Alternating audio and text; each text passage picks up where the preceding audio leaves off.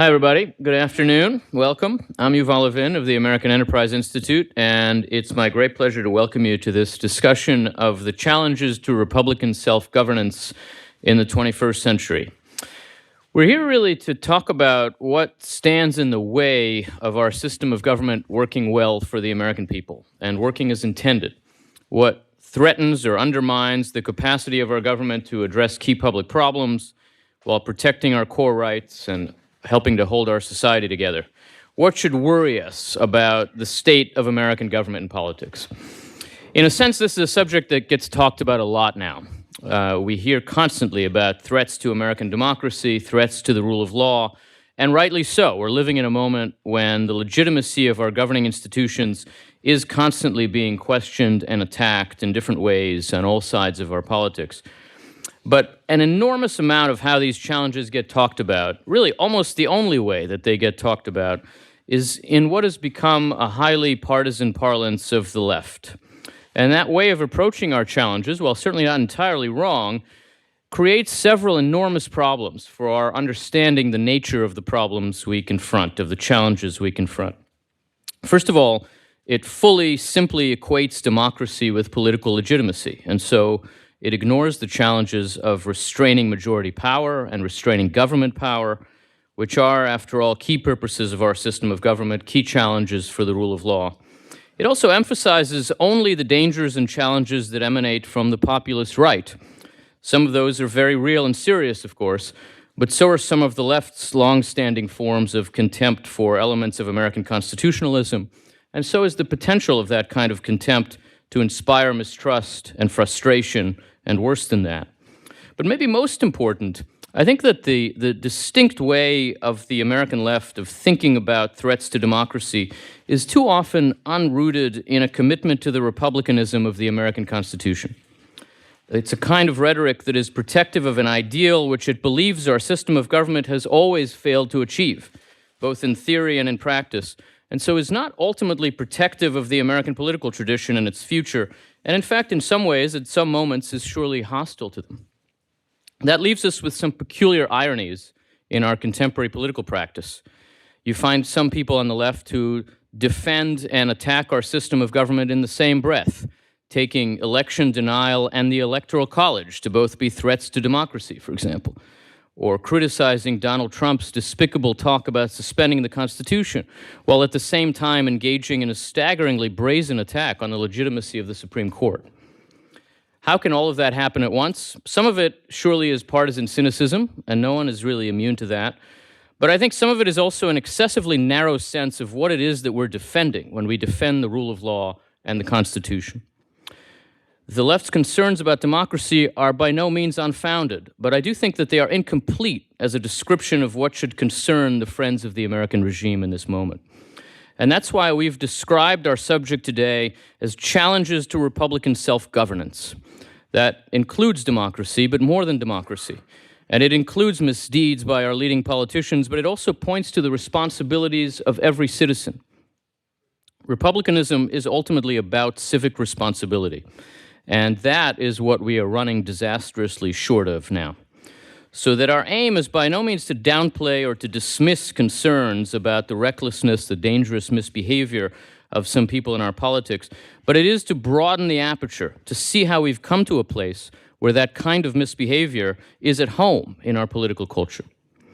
That's a story about more than one person, more than one party, more than one election. It's a story about the gradual loss of our sense of what our distinct system of government is really for and about.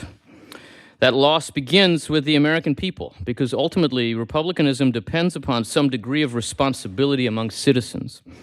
In a democratic republic, the politicians really don't stray all that much from what voters want. And that requires us to acknowledge that a lot of what troubles us in our political culture now is happening because a lot of us want it to be happening. We expect it, we reward it, we at the very least fail to punish or discourage it. And that happens in part for the same reason as the politicians' misbehavior itself. It happens because we've lost sight of what the roles of various political actors in our system really are. The role of Congress and the executive and the judiciary, the role of the parties, but also the role of the public. One key role of the voting public in our Republican form of government is to be picky and demanding, to choose able constitutional officers with an eye to what their jobs are supposed to be. In the course of the Virginia Ratifying Convention on June 20th of 1788, James Madison rose to answer the charge that the new Constitution would leave far too much room for corruption by politicians.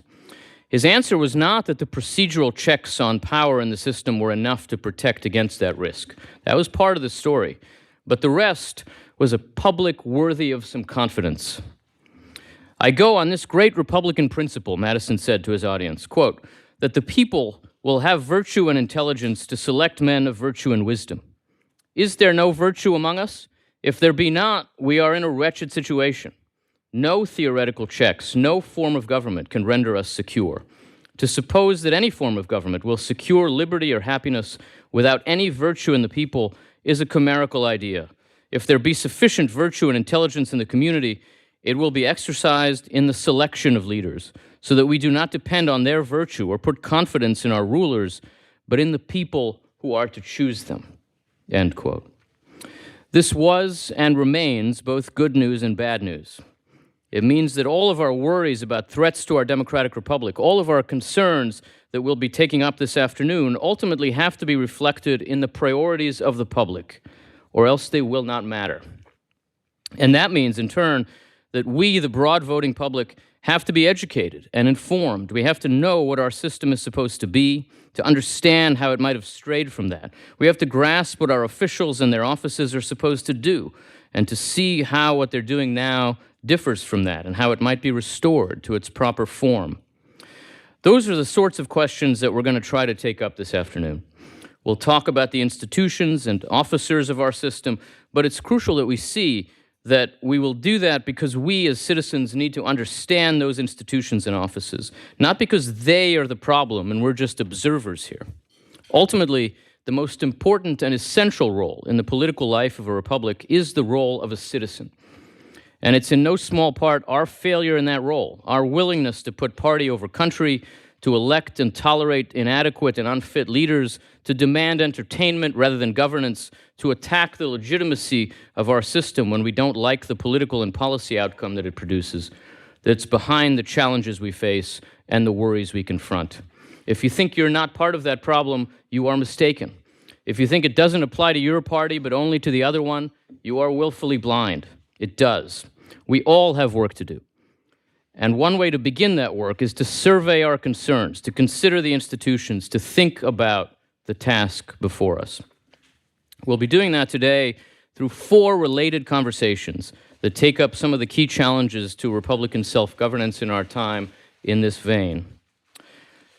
First of all, we'll hear from Joe Postel from Hillsdale College and my colleague here today, Phil Wallach, who will talk about challenges for Congress. Second, Matt Germer of the R Street Institute and my colleague John Fortier will talk about challenges for elections and for parties.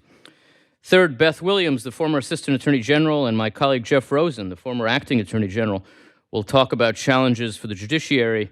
And fourth, Andy Bush of the University of Tennessee and my colleague Gary Schmidt will talk about challenges for the executive.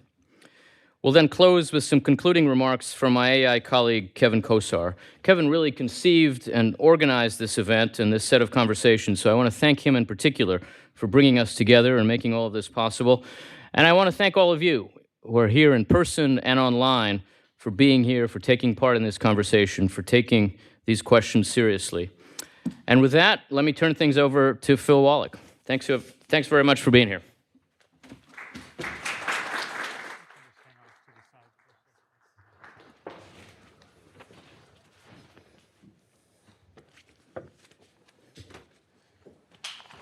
Thanks so much, Yuval. And thanks so much to the audience for coming today, and for those of you joining us online.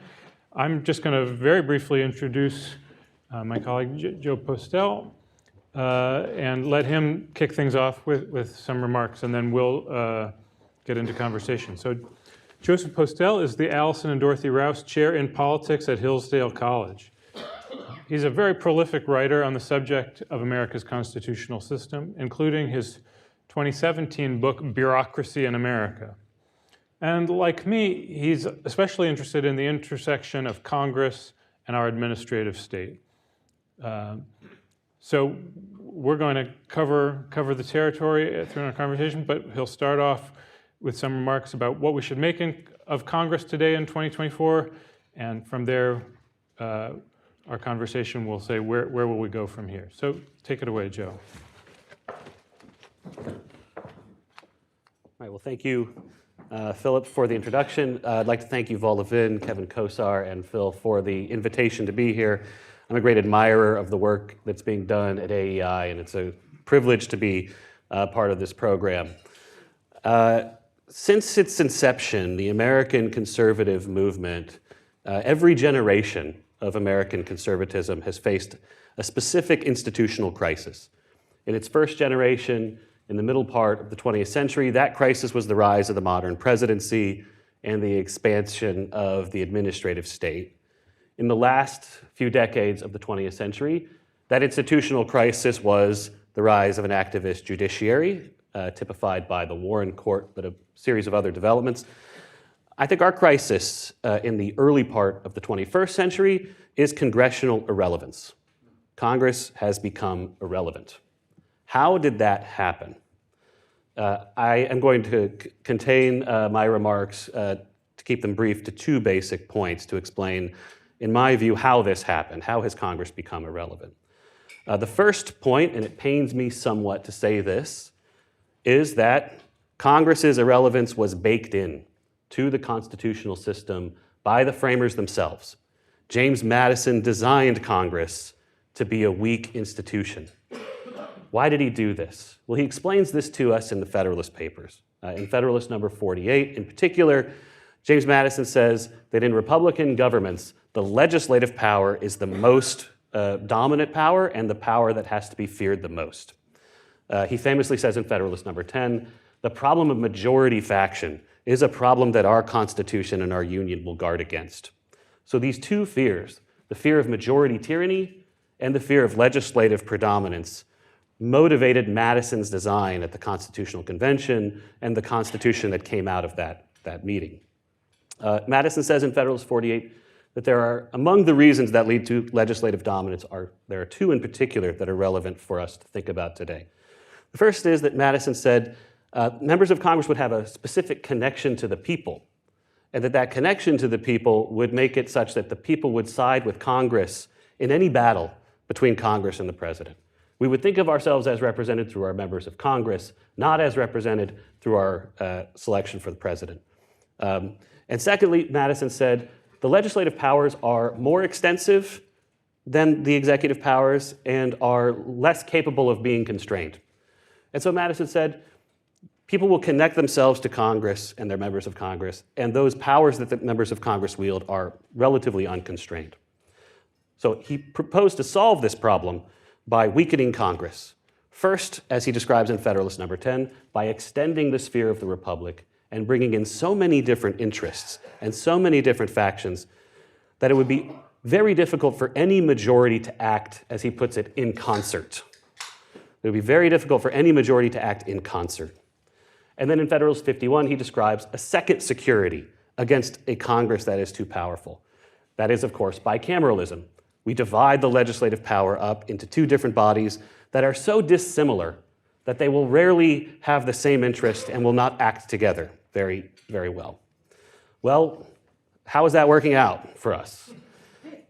It's really hard to get a majority in either chamber, and it's really hard to get a majority that agrees on anything in both chambers. As economists might put it, Madison increased the transaction costs associated with building a majority that can govern. And various veto gates, including, say, the Senate filibuster, actually raised the challenges to getting any piece of legislation over the finish line. This was the way the system was supposed to work. It was supposed to be hard to get Congress to act. And that was in 1787. These problems have only become more acute since Madison wrote those essays.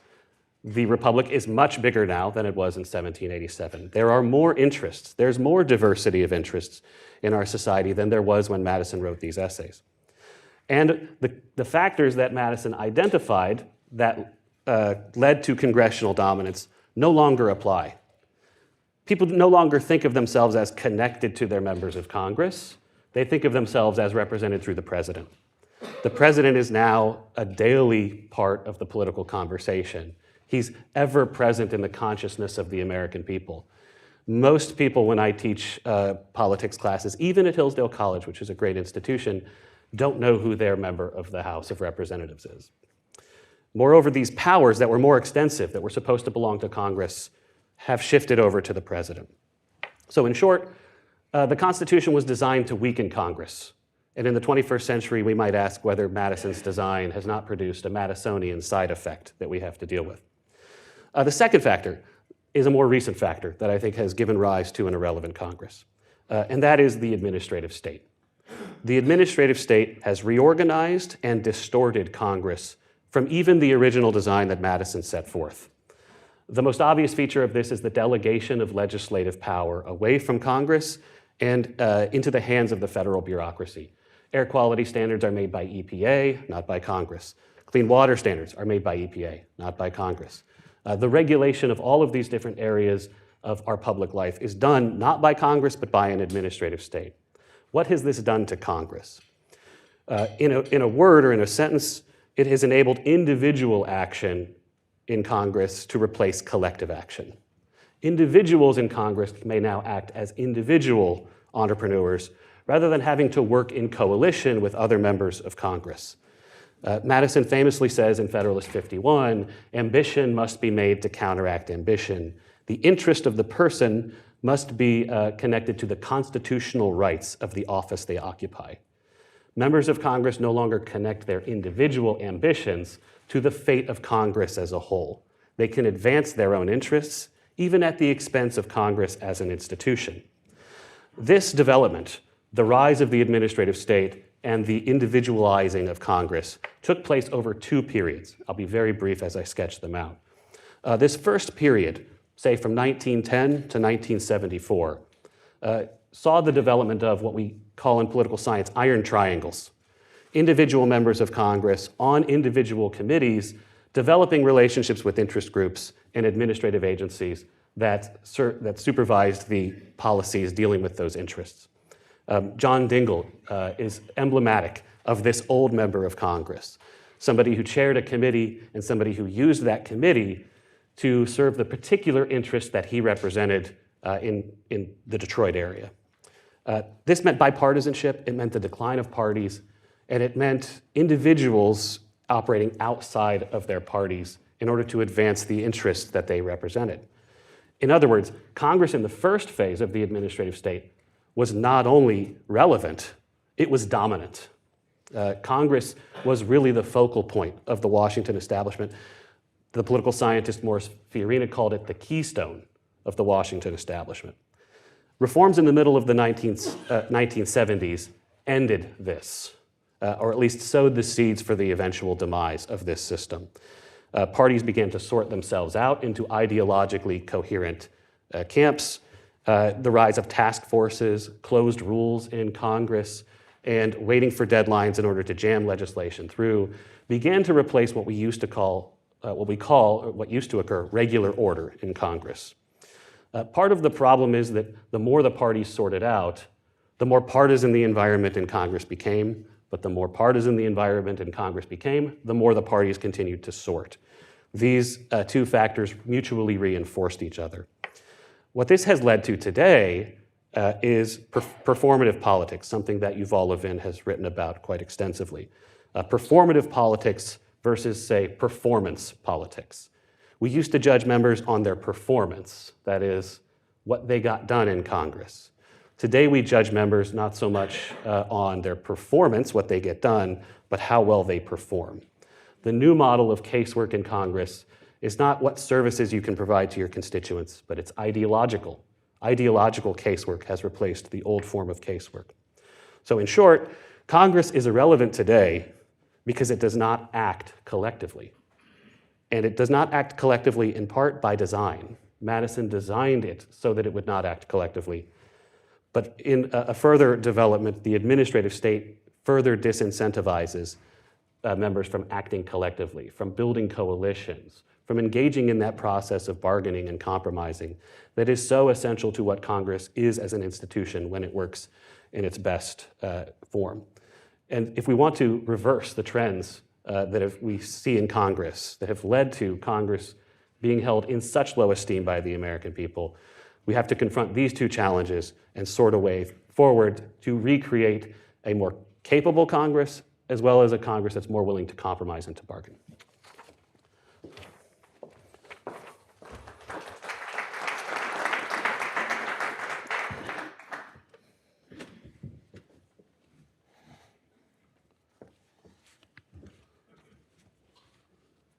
All right. Thanks for starting us off. Let me just start by playing devil's advocate a little bit. Is it really that bad? Congress, you use the word irrelevant. Here we are, giving the attention of our pride of place first panel to it. It's not that nobody cares of what goes on in Congress. Congress continues to pass laws, spending bills, defense authorizations.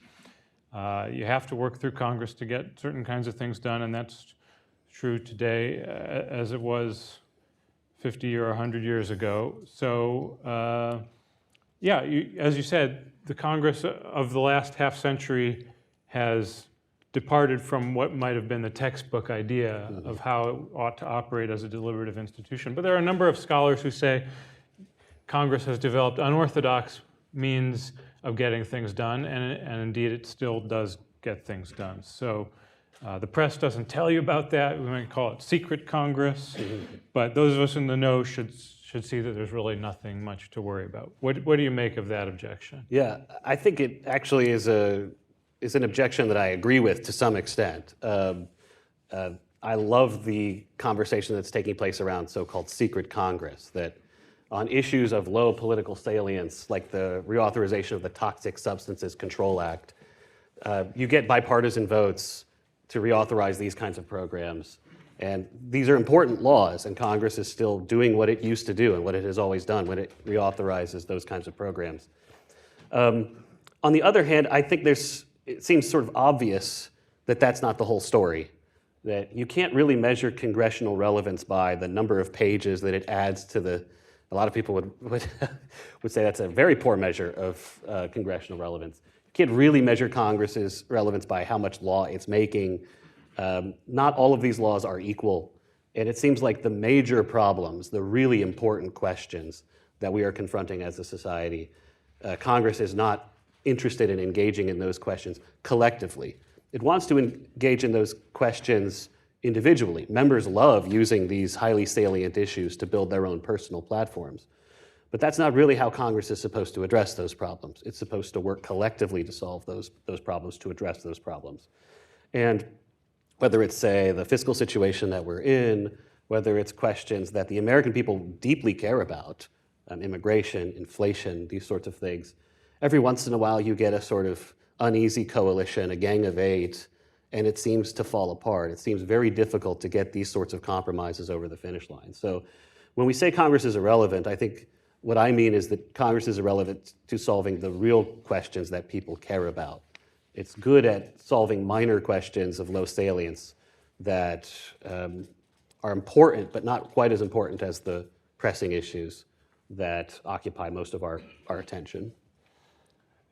It seems to me that there's also some real importance to the how Congress gets things done, that this unorthodox process often involves running things exclusively through a very small slice of the top leadership and sort of ratifying deals made elsewhere rather than really hashing them out. But I know we'll get to the role of leadership in a moment. So let me first turn the conversation toward just where do we go from here? Supposing we acknowledge that there is, in fact, a big problem, and I certainly agree with you that there is. What are the best strategies for getting Congress to be more of a vital place, even if, as you said, given its sort of what the scholar James Sundquist called endemic weaknesses of the Congress under the constitutional system are still going to be there, but I take it you think within the constitutional system, there's still some things that we could do to make Congress punch at its weight better. Yeah, here's where I think the work that's being done by people in and around AEI has been really important. Although I think the big question that's on my mind here is whether we can resolve the tension between two paths. So there's a guy named Daniel Stid who's written in a book called Is Congress Broken that I think came out of a conference at AEI, where he suggested two pathways for congressional reform. And he describes these two pathways as a Madisonian pathway and a Wilsonian pathway. The Madisonian pathway is pluralistic. It thinks of Congress as a place where a bunch of different interests show up and have to bargain and compromise in order to get things done. And that the solution to the problems we're facing today in Congress is to restore the Madisonian design, to weaken central leadership and to allow, sort of through open process and regular order, the conflict among all of these interests to play out in ways that will force members of Congress to work together to get things done. The Wilsonian solution, by contrast, is the kind of parliamentary-like system where you have two clearly organized parties and more central leadership in the party itself. And so you sort of lean into partisanship rather than try to diffuse it. I tend to think that actually that's a bit of a false dichotomy, or at least there are ways to try to resolve the tension between these two in a way that you embrace the best elements of both. So I think that the solution, in my view, for a more functional Congress is actually to strengthen political parties rather than to weaken them. Why is that? Because there are institutions, you need institutions that force Congress to act collectively, that can get majorities to work in a cohesive way together. Well, what kind of an institution could incentivize people from all of these different districts to work for common purposes? Maybe something like a platform that they all sign on to at some sort of convention where they all meet and hammer out the planks of this platform. That's what parties used to do for our political system. They enabled the government to act in a collective way and to be held accountable for performance. James Q. Wilson, a great political scientist, said, the job of a political party is to assemble power in the government. And Madison's goal was to fragment power. If we have so much fragmentation that it's really difficult to get things done through Congress, parties seem to be the solution to the problem, not the cause of the problem. But by that, I don't mean more partisanship. What I really mean is stronger parties as institutions, where the leaders of the party can speak for the whole party and discipline members who are not willing to work in tandem with their colleagues. That's a very different situation than the one we have going on right now.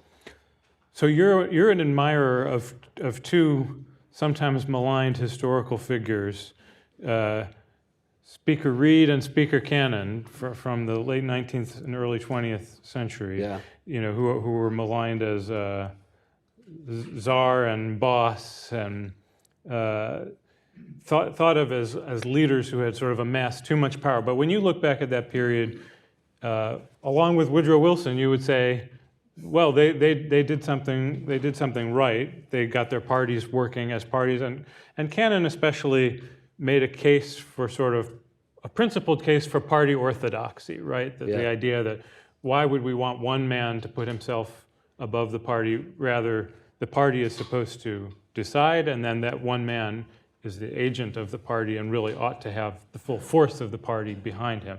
So tell us a little bit more about that model of congressional leadership and why you find something to admire it where others don't. Yeah, so I'm just judging by the reactions when Reed and Cannon were mentioned to this room. We've assembled people, rare people in America who know who Thomas Bracken Reed was and who Joseph Cannon was. These are, in my estimation, two of the greatest, if not the two greatest speakers in American history. And the revolt of 1910 against Joseph Cannon, I think, is the pivotal turning point in Congress's history. Really, we're still living in the shadow of that revolt against the speaker in 1910. Why is it that these party leaders served a beneficial role? First, they ensured that decisions would not be transferred over to the executive branch. You can almost explain Theodore Roosevelt's presidency through the lens of Joseph Cannon. Cannon constrained Roosevelt, who had very significant designs for expanding presidential power, as people generally know. And he had to negotiate with Aldrich in the Senate and with Cannon in the House. And that ensured that leadership was not lodged in the executive branch. You could actually, I think, go through American history and see that every time there's weak leadership in Congress, you get a strong executive. And every time Congress resurges to claim leadership from the executive, it vests power in its leaders, and that leads to a weak president. Henry Clay and Madison would be another illustration of this. So that's the most important thing, is that the executive tends to be weak when congressional leadership tends to be strong.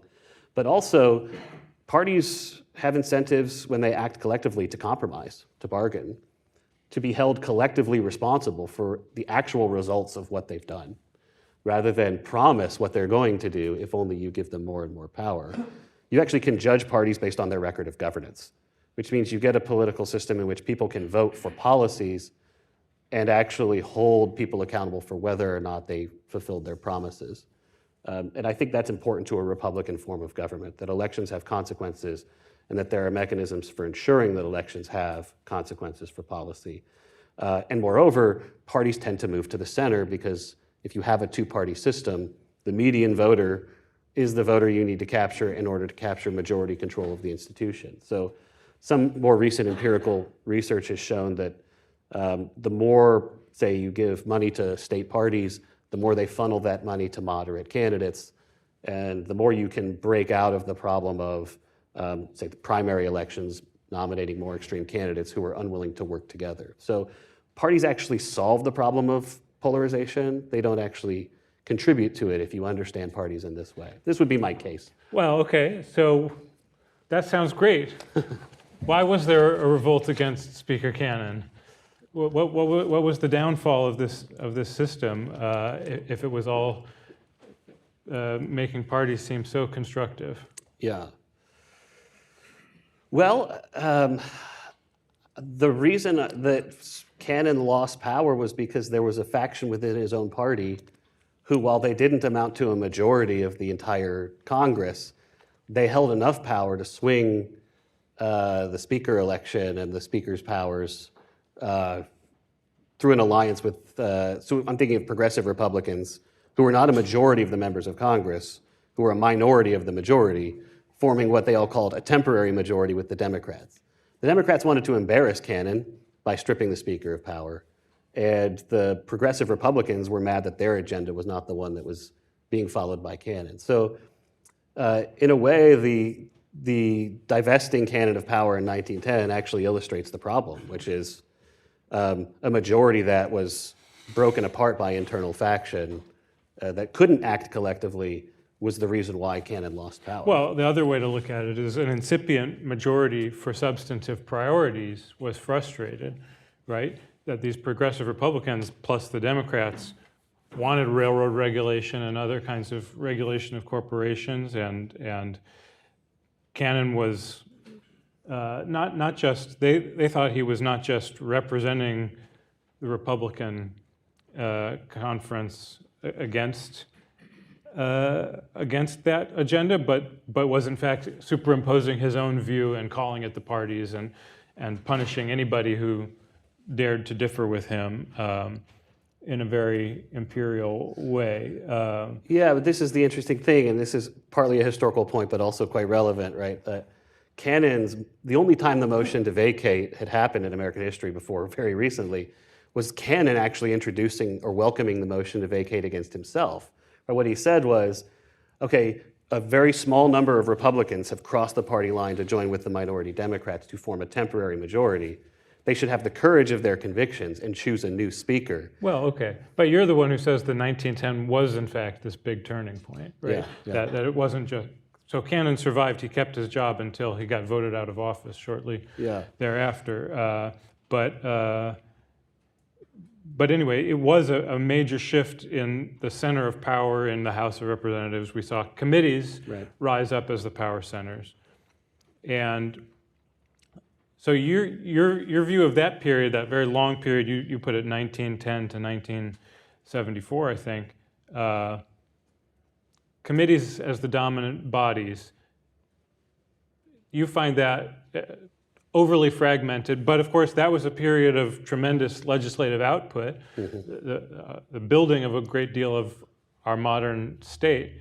What is it about that arrangement that you're dissatisfied with? In a phrase, the iron triangles. So the difficulty with committee government and committee barons in the 1910 to 1974 period is the people who got on the committees were on those committees for a reason. You don't go for an ag committee chairmanship unless you're from a constituency that benefits agricultural interests.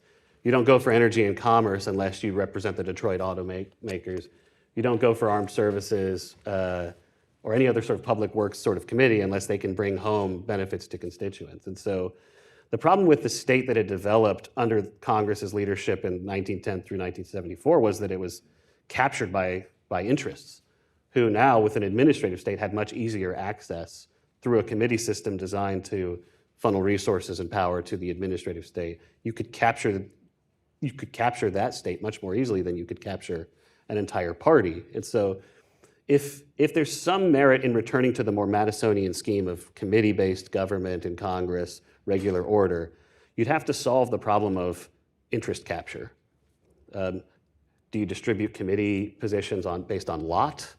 Do you randomly assign them? Members of Congress have very obvious reasons for never agreeing to such a thing. So how do you deal with the problem of interests that dominate committees? That would seem to me to be the key question with the attempt to return back to regular order. Well, let's try to bring things up closer to the present day.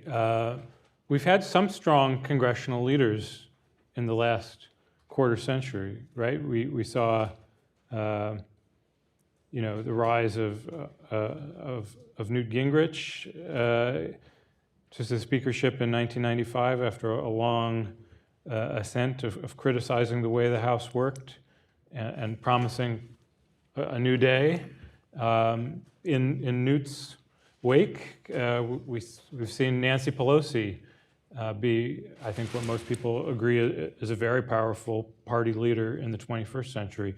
How do their examples fit in with this larger hope that party leaders will be able to, from the top down, provide accountability and responsible parties? Yeah.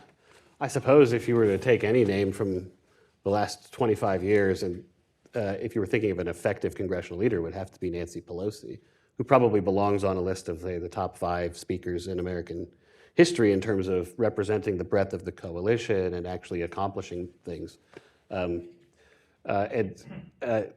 What skills did she have and what tools did she have in order to accomplish her purposes? Fundraising is pretty clearly one of the obvious factors that gave her so much influence. Just a degree of prudence and an understanding of politics was clearly another role. Whereas Gingrich is an interesting case. He sort of centralizes power in the hands of the speaker. We get things like the increased use of task forces to write legislation, increase in closed rules to prevent the minority from being involved in the lawmaking process, and the term limits on committee chairs, right, from the Gingrich reforms. But he loses power very quickly. He's gone in just a couple of years.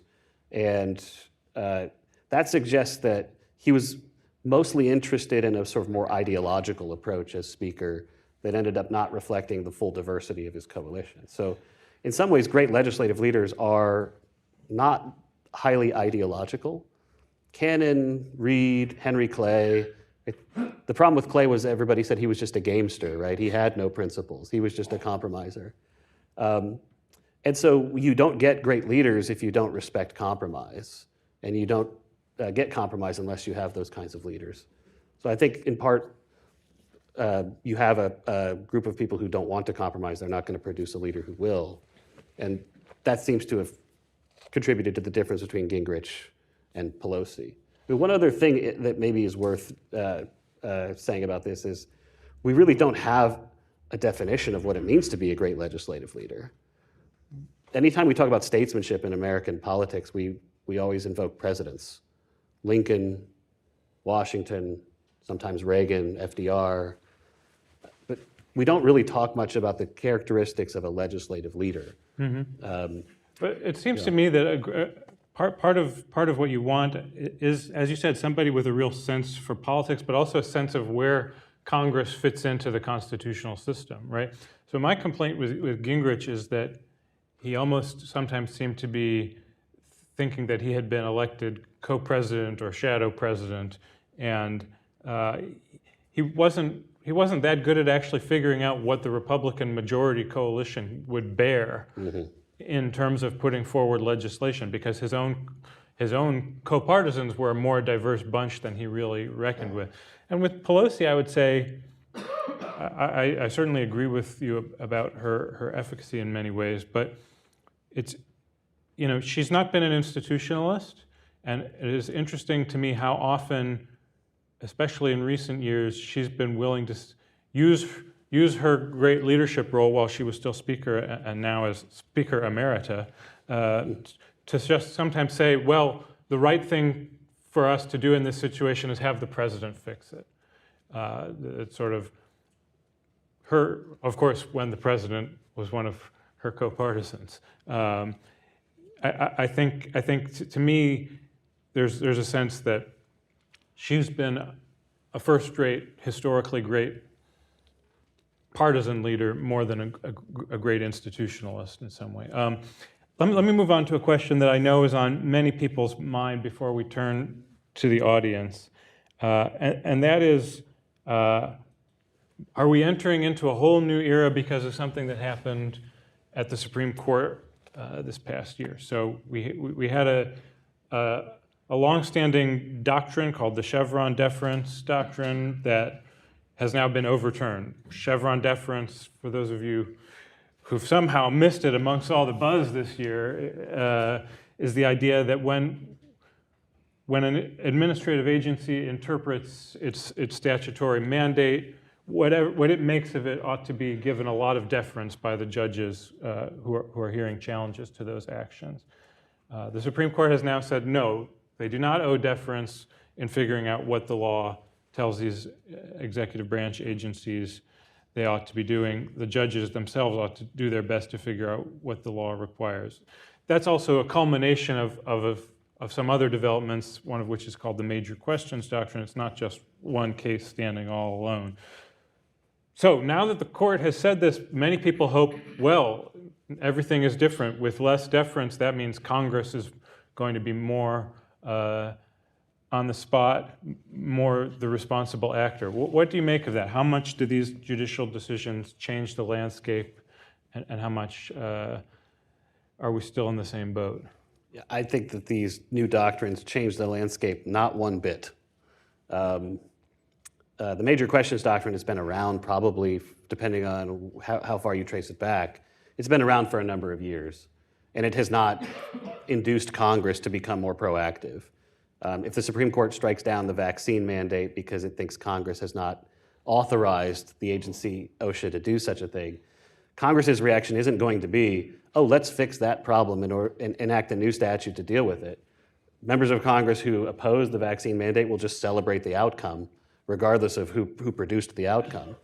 And I think you're going to see the same thing happening with the end of Chevron deference.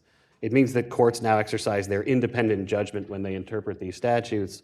Well, if members of Congress get an outcome they like by having independent judgment through the judiciary about the meaning of the statutes, they're not going to be that interested in changing the statutes through the legislative process. So in a nutshell, the problem is that members of Congress think more about outcomes rather than about process. And so if they get the outcomes that they want through the judiciary, it's not going to cause them to take any sort of a leadership role. They'll just appreciate the outcome. And that seems to work for both sides. It seems to be that both parties, members in Congress, are happy to get the outcomes that they want, even if they're not the ones producing the outcome. And I think this goes back to the question of individual power versus collective power. Members really want to get to the result, even if it's not done collectively through Congress. So until you somehow fix that problem, I don't think the Supreme Court is going to save us or is going to revive Congress. And I think anybody who hopes that the court will do that is going to be sadly disappointed. Let me put one more question, and then we'll turn to Q&A. So get your questions ready, and I know some are coming in electronically as well. You know, you want to see parties step up, and of course, the next panel that's coming on after us is going to discuss the state of political parties and elections. Can either party step up to the plate right now in the state they're currently in? Can we hope to see them act as viable sort of coordinating bodies? When you look at the party organizations as they exist today, how do you feel about them? Where do you think they can improve? What are the realistic prospects for that? Yeah. I think we talk a lot about the parties without knowing what it is we're really talking about. I'm not really sure there is such a thing as a Republican Party and a Democratic Party. That might be going a bit far, but we used to talk about these parties as party in the electorate, party in the government, and party organizations. When we use the term Republican Party or Democratic Party, we often are overlooking the distinctions between those three types or parts of a party. Party organizations, especially the state and local parties, have entered into a period, have declined so badly that they're almost non-existent at the local and state levels. I would have students who were undergraduates who could immediately go become chairs of county parties with no experience whatsoever, just because there was nobody else there to answer the telephone. Now the national parties, the RNC, DNC, and the fundraising committees in the House and Senate are much more prominent, but even they are eclipsed by, say, super PACs and outside groups. There's a great book recently published on this called The Hollow Parties, which describes a lot of these trends. So I think parties are just not in a position institutionally to even respond to what's going on. They would need access to more resources. They would need to dedicate themselves to rebuilding themselves as institutions and have a real presence on the ground in communities rather than contact them at election time and then skip town. All right, so what I'm hearing from you is that Elon Musk and George Soros are the great hope for our American party. That would just be exacerbating the problem, but no, I think it requires a much more sustained and collective effort. All right. Lots more we could talk about, but let's let the audience drive the focus a little bit. So please wait for a microphone. I hope we've got one circulating, and please state your name and ask a question that ends with a question mark. So we've got one in the front.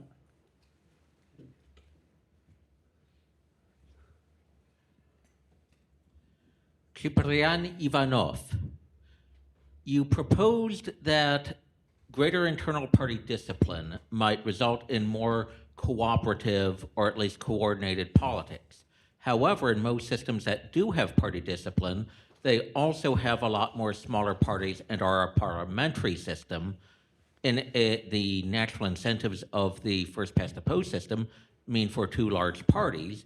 And in that case, it might just be two harsh, unrepresentative party bosses, neither of whom represents the actual views of many or majority of the people. Mm-hmm. Yeah, so excellent. What I'm really talking about when I talk about greater party discipline is I'm talking about kind of parliamentizing the American political system by integrating some features of the parliamentary system into the American system. But as you point out, America is sort of baked in as a two-party system, right? We have first past the post, winner take all at the district level, and also the Electoral College has this similar feature. So how would a more parliamentary system of stronger parties interact with a two-party system?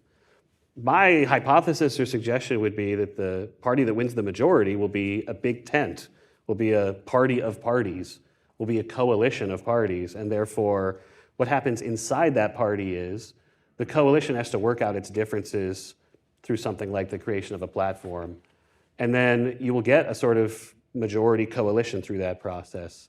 So instead of a coalition government that you see in many parliamentary systems, you would almost see whichever party has a majority itself be a coalition government. So do the New Deal Democrats answer to this description in your mind? Yes. Yes. Okay. Broadly representative. But Yeah. at the same time, they were in control of the machinery of government during this period when you say Congress was not Yeah. actually exerting itself and steering the way it ought to. Yeah, that's a fair point. The delegation problem ensured that while the New Deal Democratic Party, the New Deal coalition, was broad, it was inclusive, it was heterogeneous. It also dealt with the problems of its internal disagreements by letting the committee barons in their own little fiefdoms run the show. And the pressure builds up, of course, through like the Democratic Study Group and these other groups to try to turn the party into a more cohesive party. So in a way, there was something unsustainable about that party. It lasted a long time, to be fair. Everything's unsustainable in the longest run after that. Do you want to ask a follow-up? It was a good question. So. But the heterogeneous Democratic coalition of the New Deal era was also sustained by the runoff elections that allowed for one dominant party in name in many southern states, but there were actually two competing ideological factions, all under the official label of Democrats. Hence, it was an ideologically diverse coalition that, once there was a realignment, could no longer be sustained. Yeah, I would agree with that. Good point. Another question.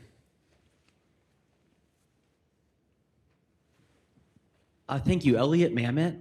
Why, on your view, would stronger party leaders tend toward more open rules or more regular order in lawmaking? Oh yeah, my view is that it probably would not, unless that party had so much of a majority that could afford to send its legislation to the floor under an open rule. So I don't think it would lead to a more open process on the floor. What it might lead to, though, is a more, so when I mean sort of the parties would bargain better with stronger party leadership, is not so much that you do this on the floor, but that the coalition itself would represent a broader coalition of the American people. In other words, so there's this famous statement by one of the great theorists of parties, Schneider, where he says democracy happens between the parties. That's the Wilsonian view, actually, that you choose between the conservative party or the liberal party. And the older tradition is that democracy happens within the parties.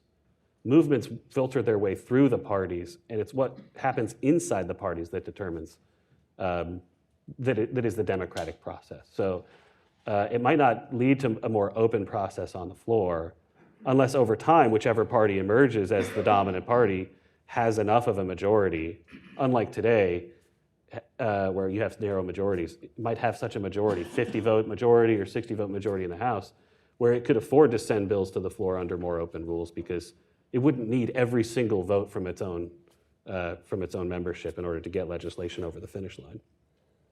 And I would say that your question neatly encapsulates my concerns about trying to run everything through strong leaders. I think they just can't bear that much weight, and a lot of recent experience shows the problems in trying to put that on their shoulders. I think we've talked a lot about the House, but of course the Senate has had a very centralizing dynamic in the 21st century as well, and it's interesting to see as Mitch McConnell retires and we are looking to who the next Republican leader is, there's this very robust debate amongst Republican senators right now about, well, should we actually try to decide things as a conference more before we just let the leader sort of lock the agenda into place? And if we can't decide as a conference, should we, as a matter of rule, force things into a more open process? The process is a way of coping with internal disagreement instead of assuming that you can always solve it within the party. And to me, that's a very appealing move, although you can understand why to some members it looks like unilateral disarmament. It looks like you're saying, well, if we go for the more openness, but our adversaries are marching in lockstep, then we're just hurting ourselves. So I think that's the sort of dilemma that they find themselves in. Can I just say one thing about that last point? It suggests then that the centralizing and the closing down of the process in Congress is not really a function of party strength. It's not indicative of strong parties. I would say in a way it's indicative of weak parties. you have to jam things through under closed rules. Parties that because you're feel part- themselves under existential threat Yeah. at every moment. We mistake that for strong parties when it's not. Yes, ma'am. Yeah. Thank you. Could you return to the point you made about to fit in to the new protocol that you see, one would have to solve the problem of interest group capture. And it seems to me solving the problem of interest group capture is like solving the problem of everything, problem of democracy, the whole system. I mean, we see that in the election as well. The entire, and with respect to the fiscal situation, the entire electorate is subject to federal subsidy in one way or another. I'm not sure that's something that could happen other than in the Madisonian effort of one faction moves against another faction, and when there is a crisis, then something is done. So I'd like more thoughts on that, and also could you address, do you think the idea of, say, going to a fiscal coalition, I mean, not a coalition, the thing they did for Social Security where you took it into a Commission. Yes, that's right. Do you think the use of bipartisan commissions out of Congress is a useful tool? Well, I'll take that one. I mean, we had a very fine bipartisan commission in 2010 that did a lot of work and then didn't get to put its efforts up to any kind of vote because they didn't quite reach the supermajority threshold that they had been set. So it's possible to create these commissions that end up sort of as distractions rather than actually as ways of working through the problem. And so we've got a deliberative body that's supposed to be charged with the responsibility to decide these things. It's Congress. And yes, that can be unwieldy, and yes, if they can set up a commission with the right kind of decision rule, that can be a way of teeing up a question for Congress that they would have a hard time doing themselves, or defining the terms of debate even. I think that was one of the things that the Greenspan Commission with Social Security was so good at doing in the early 80s. But at the end of the day, it has to come back through Congress, and so they need to make sure that they're actually setting things up for themselves to take that responsibility.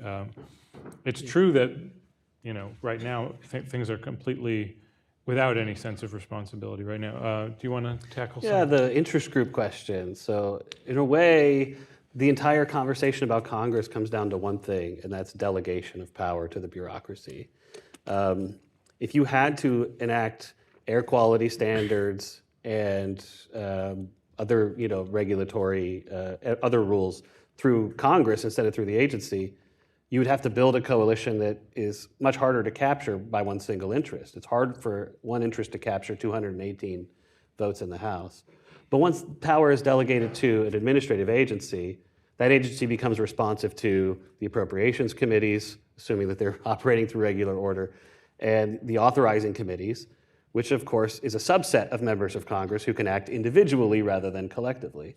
And so once the delegation has happened, you now really only have to target certain members who have authority over those reauthorization and appropriations. So the question then becomes, how do you solve the delegation problem? That's the only way, it seems to me, to deal with the interest group capture problem. I would take a much less bleak view of the sort of the old committee system. I mean, you raised the figure of John Dingell. I mean, if you go look at the 1990 Clean Air Act amendments, those were hashed out by John Dingell and Henry Waxman and the George H.W. Bush administration people who were then in the White House. And it was a very robust give and take. And yes, John Dingell had very specific interests of the community of Detroit, but I mean, that was sort of an authentic interest that you would want represented very strongly in any kind of negotiations. And they managed to take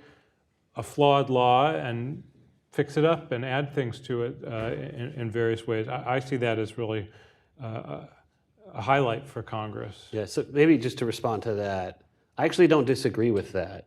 So the question maybe here is whether we actually are saying something different. I mean, When I talk about stronger parties, I don't mean parties that from the top down dictate terms to members.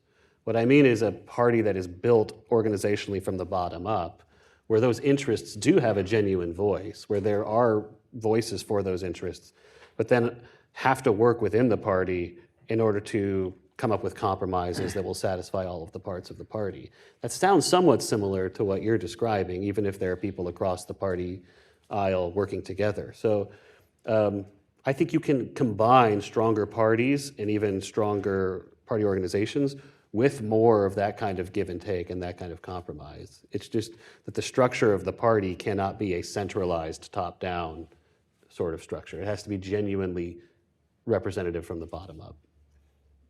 Well, that's a hopeful synthesis. Maybe I'll close our time there as we've run out of time. So I think I'm charged with giving everybody a break until we reconvene at 2 p.m.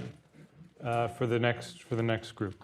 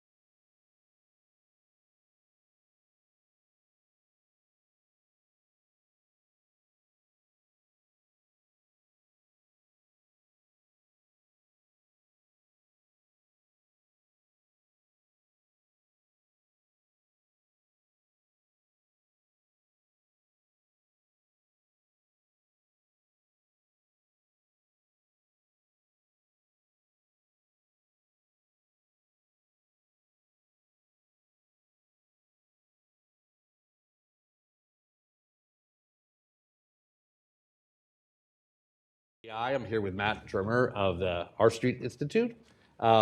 We are here to talk about elections and political parties and reform in that area.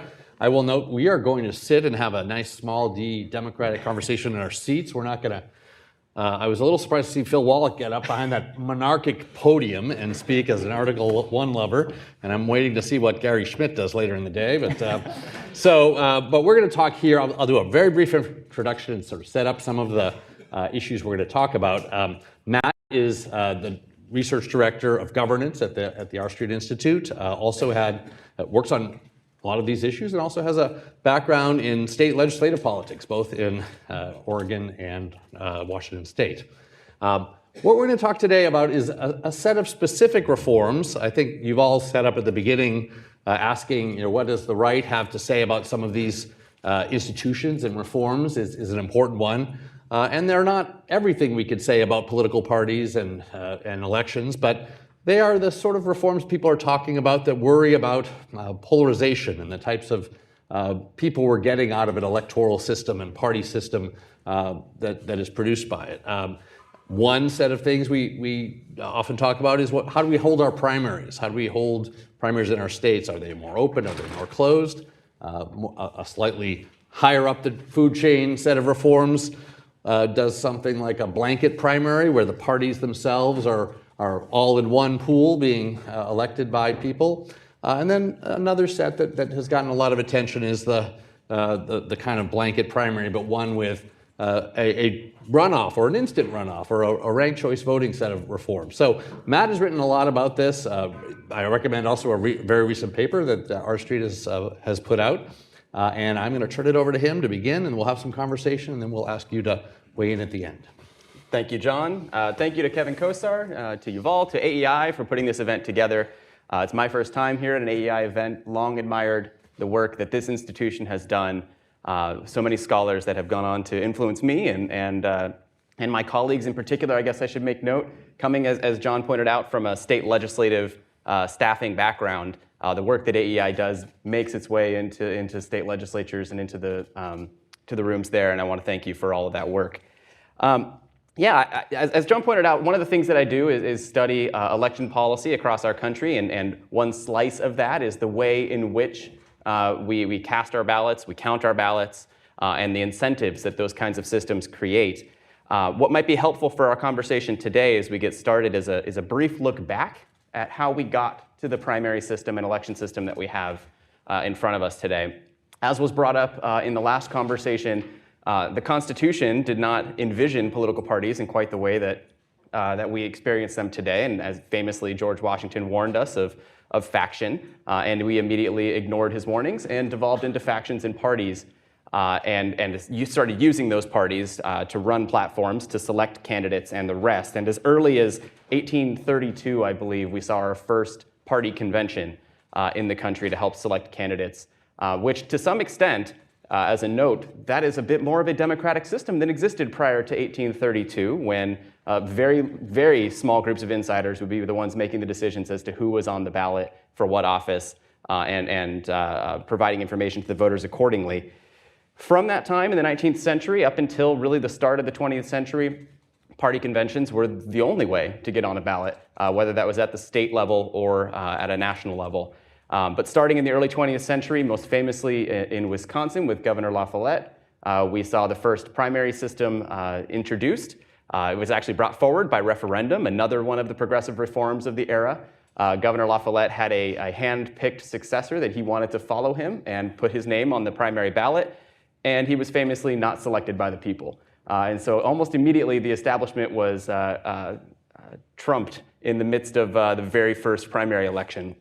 From 1906 up until the mid-20th century, primary elections started to pop up around the country. At one point, we saw something like 25 of 48 states holding at least a presidential primary election by the time that the mid-1910s came around.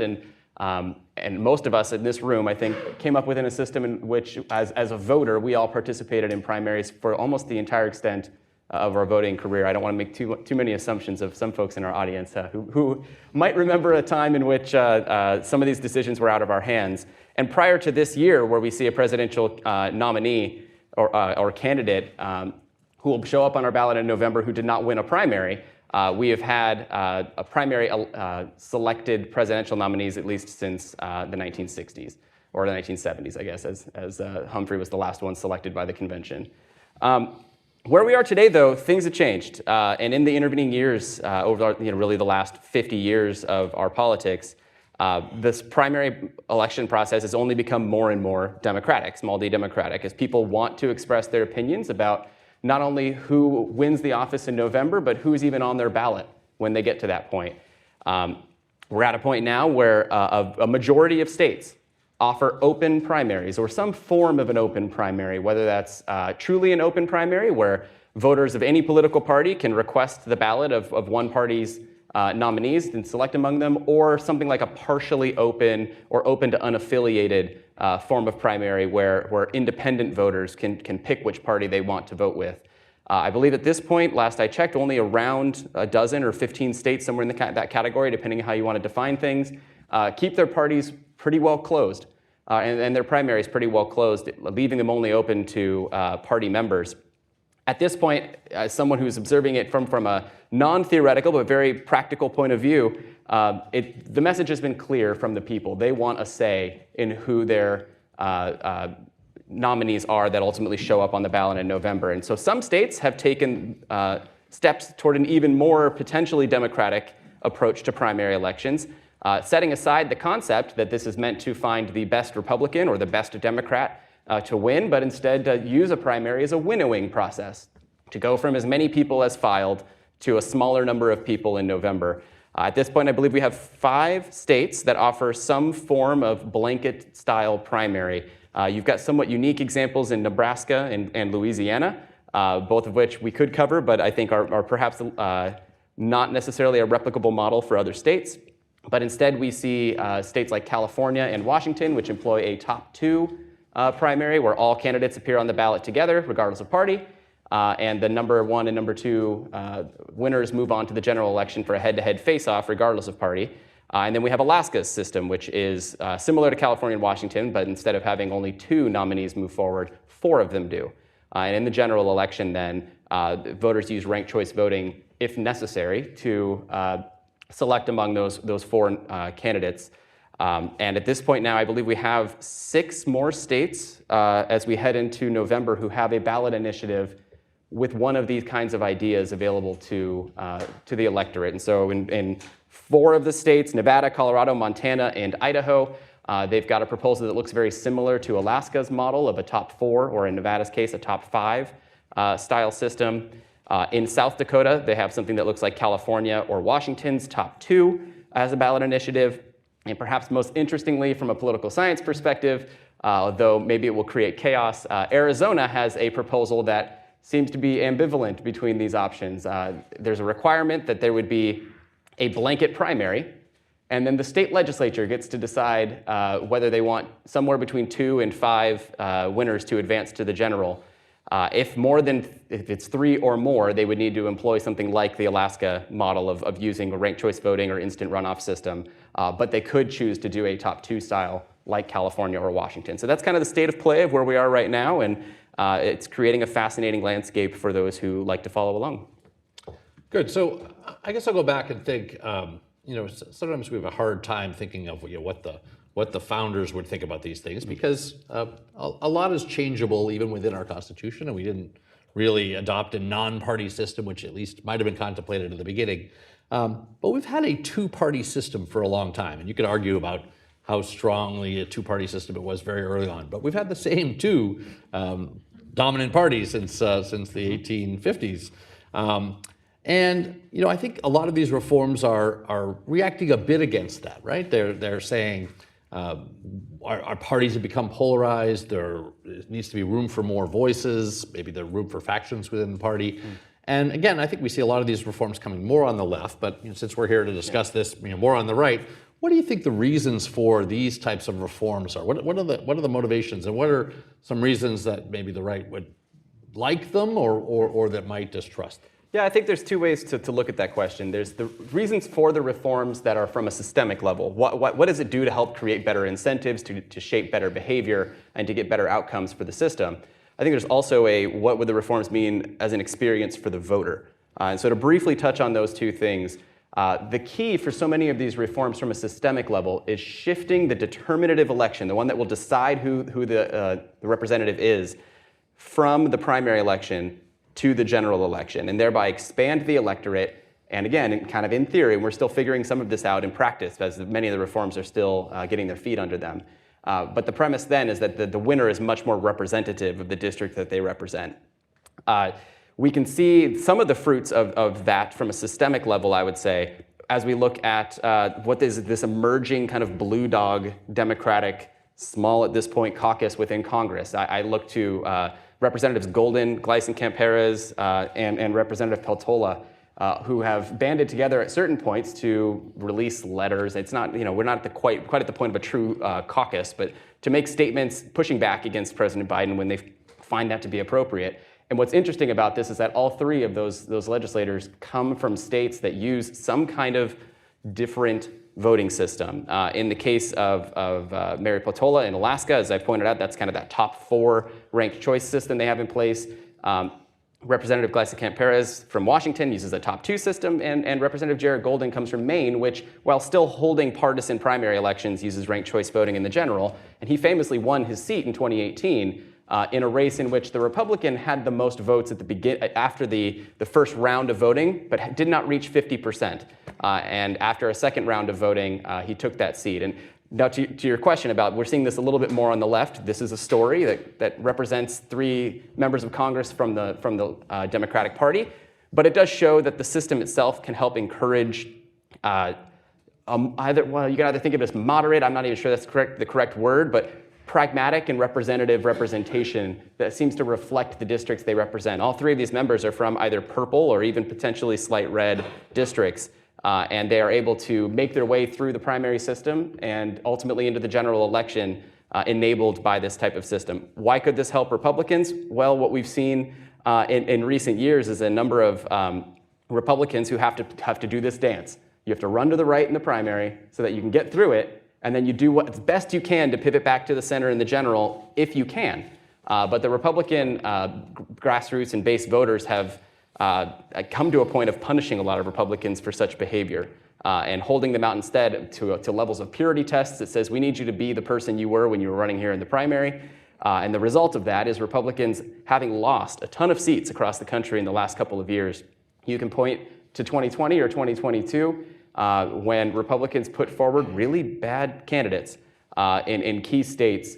And at this point, you could make real claims, I think, that the control of the Senate and that the House majority would be even bigger for Republicans if the representatives weren't so beholden to their primary voters as the ones who were determining the outcome of the election. So what would you say to people, maybe instead of using this construct of a 2-party system, just thinking about the idea that somehow the electoral system, we are selecting candidates that represent parties and then putting them up for election. And maybe we won't talk about doing away with primaries altogether, although you might actually have some audience here in this room here for that. But just more along the lines of several of these types of reforms, the question of, well, maybe opening up primaries to independents or to the other party is really allowing not people of the Republican Party or the Democratic Party to come in and make that decision. These other systems where maybe people run without names or with multiple people from the party, perhaps that again sort of divides the party. Do you see that argument, or do you see a way of making the case that this makes for stronger parties? Because I think there's an argument that there's a weaker party and that the party isn't deciding, and that we're kind of allowing a much broader electorate to decide who should be in the party. I think that's a great point, and it's worth noting the discussion we just had a moment ago, and this distinction between what we mean by a party. Is it a party, of the electorate, a party in governance, a party as an organization? These kinds of changes can impact parties, especially as far as their organization. But I will make a noted difference here. Having worked and lived in the state of Washington for a number of years, which uses a blanket primary and a top 2, parties continue to play a key role. In fact, I would argue the experience as a voter and as someone who was on my county party executive board and who was very involved in partisan politics, the parties continue to play a key role in many of the things that parties do. Fundraising, get out the vote efforts, and perhaps what I find the most interesting, if they decide to jump into it, when folks file for office in one of these blanket primary states, in order to avoid First Amendment freedom of association problems, states like Washington have set up their system to say, Matt Germer's not running, I'll use in this case, as a Republican. He runs preferring the Republican Party, is the language that shows up on the ballot. And it's actually a blank for the candidate to fill in what they want to write. Sometimes those blanks get filled in very creative ways. A candidate might say, I'm running as a Trump Republican, or I'm running as a moderate Democrat, and they can fill it in as they see fit. You can make an argument that that's undercutting the parties, but what we saw in practice, or what I would say we saw in practice, is that parties have a real incentive then to step up, particularly in that primary phase, and endorse and say, this is the person that we like, and then use their levers of power, whether that's fundraising or get out the vote efforts and the rest, to help select that person to make their way through the primary, while leaving ultimately the decision of who moves on and who they even have the choices of in the hands of the voter. And I would say for those in the room who might look back and say, I wish we could move to a system of smoke-filled rooms to help strengthen party leadership and maybe see more functional parties and stronger parties, I get the sentiment. Having been in well, the rooms aren't as smoky as they used to be, but having been in some of those rooms with people. It's a different kind of smoke in the Northwest these days. Sorry. But having been in some of those rooms, I feel that lament. I also think at this point, you're not putting Humpty Dumpty back together again. The American people don't have a tolerance for smoke-filled rooms or the like at this point. Your best bet might be something like this blanket-style primary ballot that then allows the parties to meet together in whatever format they want to then endorse one of the candidates as the one that they want to push forward. It ends up being kind of a meeting ground of these two ideas. You have a empowered voter, but you also give the parties a distinct role to play. So again, I'm going to recommend your recent paper, and I will note that in that paper, I think you say that really there are 50 states, and maybe there's certain systems that work better for certain states. There's a nuanced view, but here you are. I'm going to ask you about each of the sort of three areas of where you stand. So first, this question of closed primaries, partially open primaries, open primaries. I'm guessing you're on the open primary side, but make the case for why you might move more in that direction, or what the positives are in that direction. Yeah, so I would say of those options, I would find myself more on the open primary side. I think it's important for a couple of reasons. First, before we even get into the incentives and governance implications of this, I think it's worth mentioning that the taxpayer pays for primary elections. And yet in a number of states, a whole group of taxpayers are told they don't get to participate unless they affiliate with a specific party. I see that as being almost how we have these laws around, you can't compel speech as part of the First Amendment. That almost functions as compulsory association. If you want to participate in an election you're paying for, you have to check a box, belong to a party, share your information with them, identify online in many states where the voter registrations are public information as a member of a party. So I think from a voter perspective, there's a real concern about using taxpayer dollars for private purposes if you want to hold a closed partisan primary. But from a governance perspective, I think it's important that those who are registering as independent for one reason or another, or registering unaffiliated, still have that opportunity to make their say, or to have a say, because of the way that our districts are drawn and the way that our elections are held, particularly for Congress and state legislature, which are subject to districting. What we know at this point is that the vast majority of districts across the country are extremely polarized, and the result of that is that the election is decided in the primary. And so if you are creating a system that is closed and partisan in its primary elections, what you're saying is that small sliver of voters are going to be the ones who decide who wins, not the broader electorate. And so by opening the primary, you're creating a much more representative winner. I guess I'm with you on this, and I actually have sort of a pro-party argument for making more open primaries. People worry, there are other people coming into the party conversation, but the reality of our situation is most independents are not complete free agents. Lots of them are Republican-leaning free independents, and lots of Democratic. The true independents are pretty small, and so the difference between, I think people often complain that the primary electorate is so much further to the right or the left, it's actually not that much different. And allowing in these independents, it's a broader electorate. You're sure that you're putting your candidates out there before a bigger audience, running on a bigger stage. And so I think there's a pro-party, just a self-interest pro-party argument for more open primaries. Back in the days where Republicans almost didn't exist in the South, they opened their primaries to everyone because they had to. They had to sort of socialize people to say, hey, come on over here and try us. And I think that argument still is a pretty good one today. I think there's something to be said about that in particular. One of the goals of a party is to grow as a party. You want more and more people identifying with your party. That's how you win. And if you can get folks comfortable participating in your primary elections, selecting your candidate in a primary, they now have that familiarity of saying, yes, I voted for candidate so-and-so, I'm going to do it again in November, excuse me. And trying to create those habits is good for the party as an institution if you're looking to grow your membership. Okay, so the second area you discuss are sort of blanket primaries, meaning Republicans and Democrats appear on the same ballot at some point. Sometimes that's different rounds, but California and Washington State have versions of this. Make the case for, tell me if you're for it, and make the case for it if you are. For the use of a blanket primary? Yeah, so I think blanket primaries, again, this gets back to the difference as a system and as a voter, and I'll tackle the as a voter side first. As someone who's lived in a state that uses blanket primaries, actually in a few states that have used blanket primaries, I enjoy the process of being able to participate in a primary and flip between members of different parties as it might relate to one office or another. So as a more conservative-leaning voter in Washington State, but living near the Capitol in Olympia, I was not going to have much impact on the outcome of the election if all I could do is vote for the Republican nominee for state legislature or for Congress, and then in November that candidate gets swamped and is not really all that relevant. I could have a much more powerful voice voting for whichever Democrat I thought might be a closer alignment to my view in the primary on that particular office. But then for city council, which might be a more competitive race and where it might align better with my partisan viewpoint, be able to switch over and say, I'm going to vote for the Republican in the primary in that particular election.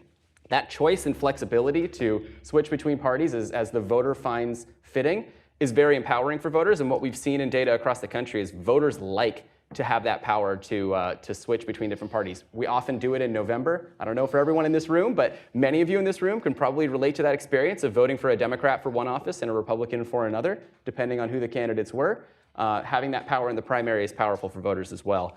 From an institutional perspective, why is it valuable? It, once again, creates some healthier incentive for candidates instead of running to necessarily the most fervent and extreme voters in their base to run in a more broad direction immediately from the get-go. So now instead of trying to do this run to the right or run to the left in the primary and then pivot to the middle for the general, you have candidates who are running as who they are the entire time. Which creates a little bit more transparency for the public, and it also creates nudges in a direction. It's not going to fully change who someone is. If you have an overwhelmingly red or overwhelmingly blue district, you're not going to end up with the other party winning there, hopefully, absent some sort of weird anomaly. But instead, it's about creating kind of a marginal nudge for those candidates to move in a healthier direction. So I want to present a kind of political science literature objection to this, in that political scientists note that the party label is a really good cue for people. Many people really don't know a lot more than that, and they can go into the ballot booth and at least they see R and D, and they don't have enough information. That's pretty good for them to make that decision. But in these blanket primaries, you sometimes have 2 or 3 Republicans, 2 or 3 Democrats. I know there is a system where you say sometimes you can indicate what kind of Republican you are, but broadly speaking, I think political science has found that people go in and they have a really hard time telling the difference between the Republicans in the race. They're not, if it were a presidential race, if it were really well known, they might know that, but they don't typically know that. And then when we get to these systems where maybe 2 Republicans or 2 Democrats have been put at the end of the day as the 2 final candidates, a lot of people from the other party say, I don't really know anything about it. They stay away. So taking away this party cue and worrying about, are voters really good enough with the information? Maybe it's something that's better described in the lab than in practice. What would you say to that? It's a great question. And I think what's important as part of this conversation is a recognition that there are flaws and there are going to be problems with any of these systems we put forward. We are humans creating human institutions they're going to come with our human flaws. For me, when I look at top 2 in Washington, one of the biggest ways in which the system is not living up to the way it was held out is that, in theory, if you had 2 Democrats or 2 Republicans, you would expect one of those 2 Democrats or Republicans to move toward the middle, or that they would fight for the middle to try to attract opposite party votes, because you're only, you're having to compete for whichever party feels left out. But in practice, as you point out, if you've got a race between 2 Democrats, the Republicans might just skip it altogether, or, as we've seen in Washington a handful of times, run a write-in candidate who has no chance of winning, but so that people can feel like they're having their voice heard in November. And in doing so, they're very much giving up their status as a kingmaker, which I find very interesting, because they could force the 2 Democrats to be competing for their votes, but they're not. That said, I think one of the things when I look back at key races where there have been 2 Democrats or 2 Republicans running against each other in Washington in particular, very often the more, moderate's not even quite the right word, but just the more pragmatic and relatable to voters, that candidate is the one that ended up winning. It may not have been that every Republican picked them, or many Republicans might have sat out or wrote in someone else, but enough of the Republicans or independents who lean Republican did participate and ultimately tilted the election in the direction of that candidate. Okay, then finally moving in the sort of the higher level, I suppose, of these ranked choice voting systems that determine with various rounds of runoffs, instant runoffs, an ultimate winner. People make the criticism that maybe it really is undermining the 2-party system, because it's giving a lot of permission to have third parties, or at least very regular, strong factions within parties that sit there. And so maybe it's kind of a secret attempt to sort of undermine the parties in that way. Some people say, the runoff ultimately leads to a majority rule, but what would you say about that? And then I guess a related, maybe more political question is, sometimes people think, well, these are systems that are used to really just kind of get in there and poke at some divisions in the party. I think in Alaska, some Republicans would say, at least some of the races there were meant to sort of exacerbate the tensions of the Republican Party, divide them, so that the somewhat minority Democratic Party could win because of those divisions. What would you say about those types of criticisms? So on the first point, so this is looking then particularly at the systems that will use some sort of instant runoff with multiple candidates moving through. Statewide, really, Alaska is the chief example of kind of moving 4 of them on. And at this point, it's only gone for 1 cycle. So we're still relatively in the infancy of how the candidates and the parties are running their campaigns and running or governing once in office with that system in place. I do think that, from the perspective of might this hurt the 2-party system, selfishly, personally, I don't care. If it creates the opportunity for a third party that can find enough votes to be relevant in that district, bully for them. On the other side, and what we've seen then, Duverger's law, this principle then that if you've got single-member districts, in that case, the discussion is around plurality voting, but I'd even say it might extend into some of these races. You're going to see the parties shift to swallow those third parties, because that's what it's going to take to win elections and to then govern in those places. I don't think that's a bad thing. It means that they're being representative and responsive to their electorate. And from that voter perspective, which often gets lost in this, there are many voters across the country that wish they could pick a third-party candidate for one reason or another. And in many places, either they don't have that choice, or if they do have that choice, they're told they're throwing away their vote, or that they're going to be functioning as a spoiler and allowing someone that they like even less to win as a result of that choice. These instant runoffs help to alleviate some of that pressure for those voters.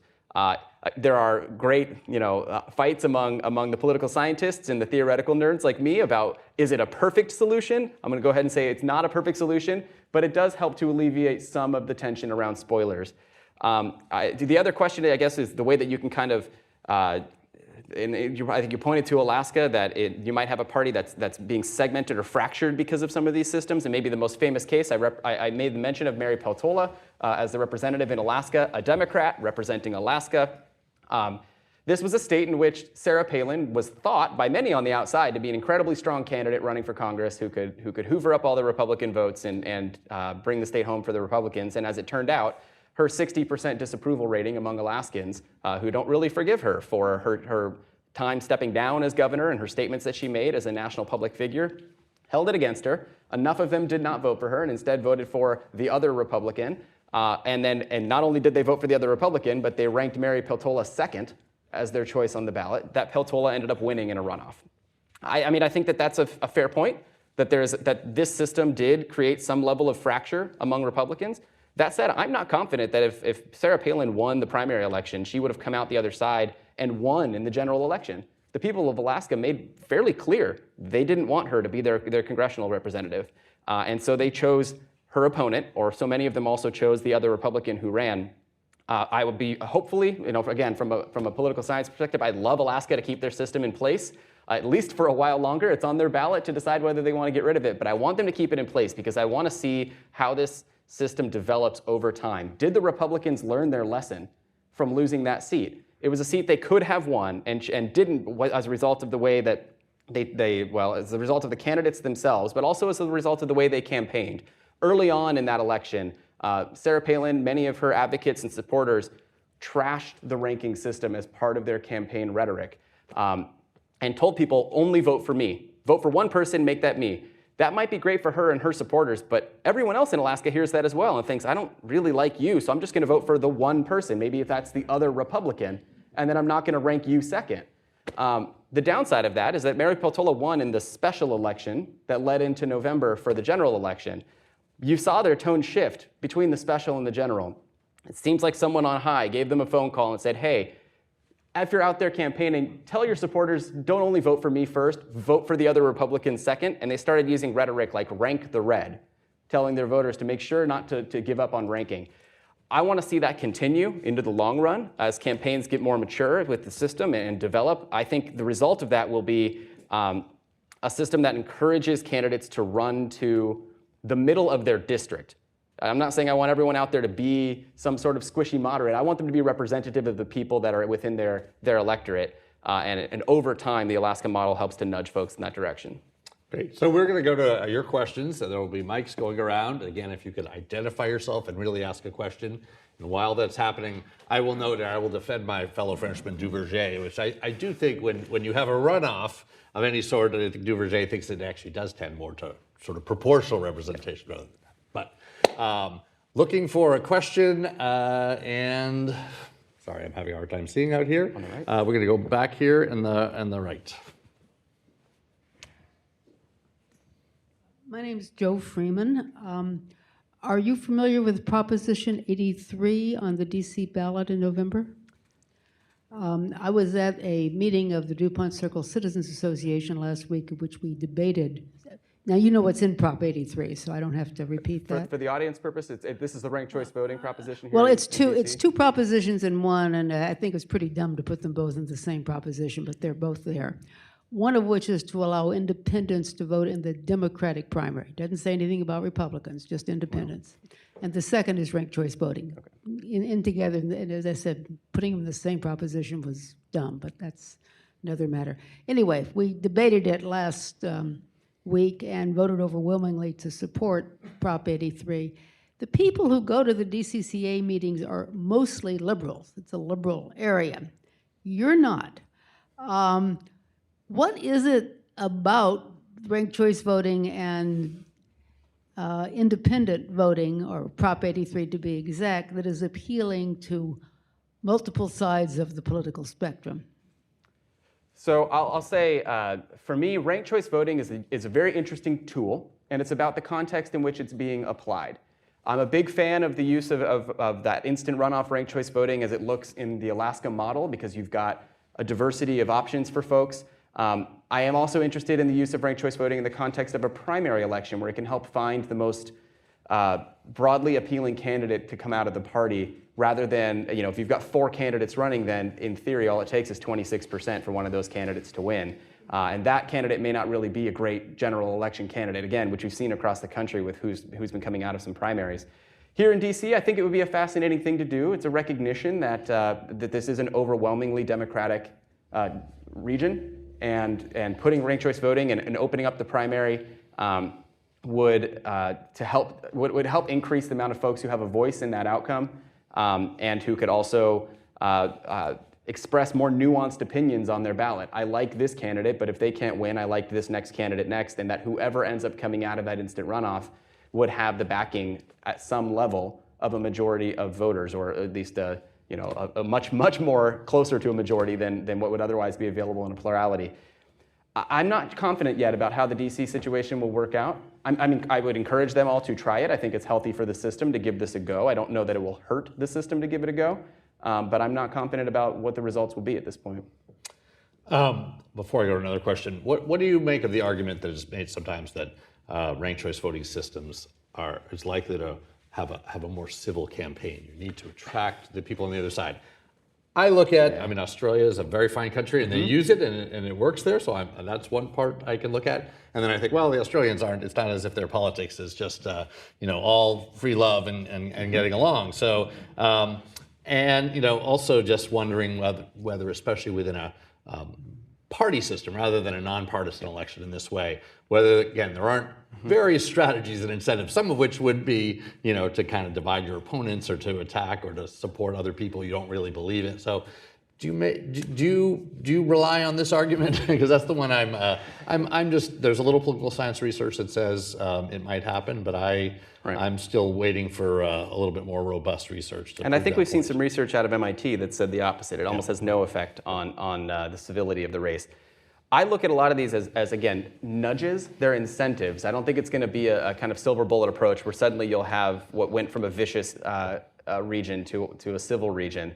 But we can look to Alaska, again, as the example for this. Mary Peltola, when she ran as a moderate Democrat for Alaska, ran on a pro-fishing, pro-oil campaign. And it was one in which she not only ran with a moderate platform, but a moderate approach. And she held up her relationship with Republicans in the state, with Lisa Murkowski and her experience as a staffer and friend of hers in the background. And the fact that the two cross-endorsed each other along the way.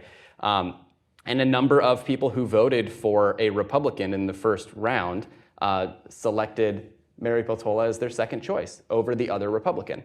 And I think that's an important thing to take note of. Is it perfect? No. We're still going to have divisive candidates winning elections all across the country, regardless of whatever political or election system you have in place. But it does create a system that might, when the elections are very close, reward the candidate who is more civil in their approach. Okay. Why don't we go in the middle here, right behind you, right? Yep, coming behind you. There's the mic. Yes, I was wondering about the sort of the theory of ranked choice voting. Number one, I live in Arlington, where you have 7 or 8 people running for the county board. You haven't the foggiest idea of what they stand for, except that you know that one of them or some number are liberal, some number are very liberal, and some number are ultra liberal, but you don't know who they are. And doesn't ranked choice voting presume a level of knowledge between a fairly large N sometimes of candidates by the electorate as a whole in environments in which you have a hard time getting people to vote at all, let alone choose between number 4, number 6, number 8, et cetera. And so I was wondering if you could say something about whether ranked choice voting could work in any large number of constituencies. Yeah, that's a great question. And I think it's important to recognize this is one of the potential limitations of a ranked choice system as a tool. If you've got 8 or 10 or 12 candidates running for office, I think folks even struggle to find their one favorite when you've got that many. It's a reason why I, just as a small government, libertarian-leaning conservative, often have problems with government spending, but when we do spend on stuff, I want to spend on it and get the job done well. I've lived in states that use candidate guides that they'll mail out. They're nonpartisan. Every candidate gets an opportunity to write a blurb statement about who they are and what they're running for. I think those can be very helpful, and they're particularly helpful if you're being asked to rank or to address multiple candidates. But beyond that, it's why I look to the system like Alaska, or like we see in 4 states on their ballot initiatives that limit the number of candidates before you get to that point of having to rank them. So you're not asking folks to research 8 or 12 people running for local office. You're instead giving them up to 4 or 5 options, which does help along the way when it comes to that. And secondly, I think it's important for folks to note, often ranked choice voting gets described as a requirement that everyone has to vote for all 5 in some order, or all 4 in some order. If you like one candidate and that's the only one you're informed on, rank them 1 and stop ranking after that. It's no different than a plurality-style election where you're picking your one favorite and then from there leaving it up to the voters to decide, I like this one, and if they don't win, I don't have as much of an interest in who's coming after that. But it does afford folks who want to offer a more nuanced and expressive opinion the opportunity to say so. So I think to your point, too many candidates can be a problem. It's why some of the systems that are out there are looking toward 4 or 5 before asking folks to rank. Okay, maybe we'll go way in the back here, against the wall. I think you actually raised one of the problems with this, which is that I'm throwing away my vote if I only vote for the one person, if it gets to a second round, a third round, et cetera. And I would suggest that what you've seen in the last few years, whether it's this, whether it's mass unsolicited absentee voting, and various other changes that have been made, these tend to be made by people who are trying to manipulate the system. And they tend to be people on the left, because those tend to be people who have political machines, whether it's unions, whether it's civic organizations, those tend to be on the left. And any system, any change in voting that confuses things, that makes it hard on the regular person who only knows enough about the election. Maybe they know something about one candidate, maybe two, so they can pick with it. Anything that disadvantages people like that advantages people who have privilege, who have influence, who have money to spend on campaigns and so on. And I would suggest that I would mention one other thing, and that was I grew up in the South, in Alabama, in fact, when it was a one-party system. And everybody voted it was an open primary. You could vote any primary you wanted. So everybody voted in the Democratic primary, whether they were libertarians or conservatives or leftists, everybody voted in the Democratic primary. And the result was, as late as my first semester in law school, the state legislature was 140 Democrats and 0 Republicans, because you just settled all the disputes. But what that meant was you didn't have a party system at all, and there was no party to develop policy and have any kind of coherent program, and we saw that in our lack of progress, in my view. Yeah, so on the first point you brought up around voter confusion and how that can play a role, I think it's important to note, in the places where it's been tried thus far, and I'll look to Maine as an example, which I pointed out, Maine continues their partisan primary system. It's not the same thing as what other places are looking at as far as the reforms. The evidence of looking at the ballots as they get submitted is that people tend not to be confused.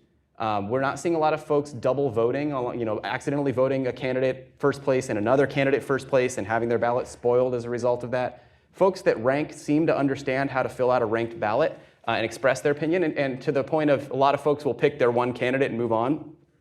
The reality of it is the folks who are doing that tend to be voting for one of the top 2 most popular candidates anyway, so their vote does count in that final round.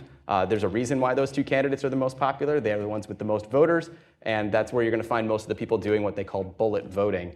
To the folks who then feel like they're being disenfranchised because they're only picking their one favorite, and that doesn't happen to be one of the 2 most popular, it's a thing. But on the other side of it, if they were in a regular plurality election with 3 or 4 candidates available and they're picking their one favorite and that candidate's an also ran who doesn't win, you could make the argument they're similarly throwing away their vote by not picking one of those top 2 candidates.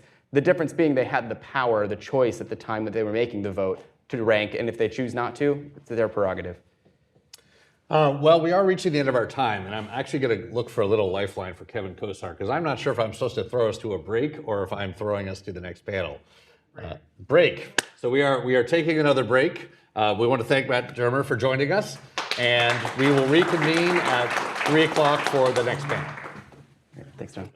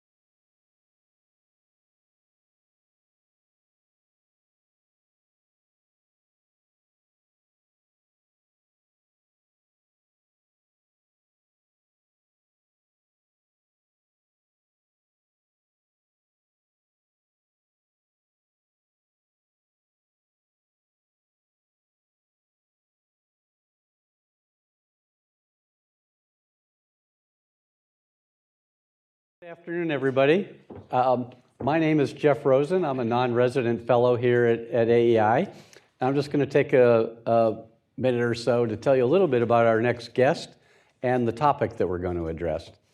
So we're very fortunate to have Beth Williams, who I've known for many years in different capacities. Beth was Assistant Attorney General at the Department of Justice, a Senate-confirmed role a few years back, and she is currently a member of the Privacy and Civil Liberties Board, which is also a Senate-confirmed role. And I've known her, we were law partners together at a large national law firm a few years back. But Beth's had a number of distinguished roles in her career already to this point. And we also don't hold it against her that she's a graduate of Harvard College and Harvard Law School. But why I think she fits the topic we're going to talk about here today is Beth's one of the unique individuals who has participated in the confirmations of 5 nominees to the Supreme Court and in the selection and confirmation of about 230 federal judges in a couple of different roles. She was a special counsel to the Senate Judiciary Committee, and she was also, as I said, an Assistant Attorney General at the Justice Department. I think that provides her with some unique insights. She's also teaching about the Supreme Court at the George Washington Law School. And so I think she brings for us some unique insights about the courts and the Supreme Court in particular. And so some of that will come out in our conversation, but it also, I think, leads to what the subject of today's conversation is about, which is, as we think about the challenges to self-governance with regard to the judiciary, one of the biggest challenges and one of the biggest concerns that some of us have are attacks on the legitimacy and the independence of the federal judiciary. And as in many things, I find it useful to hearken back to the drafting of the Constitution and the process to how did we get to what we have. I'm not going to belabor this, but just a quick reminder for some and perhaps introduction for others that the Articles of Confederation that preceded our Constitution from 1776 to 1787 didn't have a Supreme Court, didn't provide for a Supreme Court. There were no federal courts. There were no federal judges. So each state, which did have courts, had their own system. Each was different. Sometimes judges had short services. Sometimes they had longer services. Sometimes their pay was subject to how they were doing. And if there was a dispute about the Articles of Confederation, what they meant, or what federal law was, or what a treaty required, the courts of Virginia and the courts of New York could have different outcomes. There was no way to resolve that. So this is one of the fundamental problems that was taken up at the Constitutional Convention in 1787 in Philadelphia. I think many people are quite familiar with the problems of commerce between the states and the need for dealing with that in the Constitutional Convention. But the absence of a Supreme Court was a big problem that was resolved in the way that we're all now familiar with, which is the Supreme Court was created and Congress was authorized in the Constitution to create lower federal courts as it saw fit, which upon the first Congress after the Constitution, they created lower federal courts. And the Constitution provided for lifetime tenure for judges and restrictions on the ability of the legislature to change their pay, particularly downwards.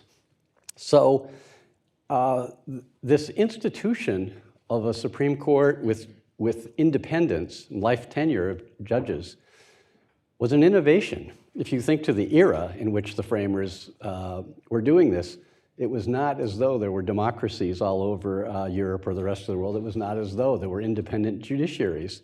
There was some tradition of judiciary in the common law system inherited from England, but this was an important development, and for more than 200 years, we've tended to think of it as an extraordinary component of our system of government that protects our liberties and ensures peaceful resolutions of commercial and other disputes.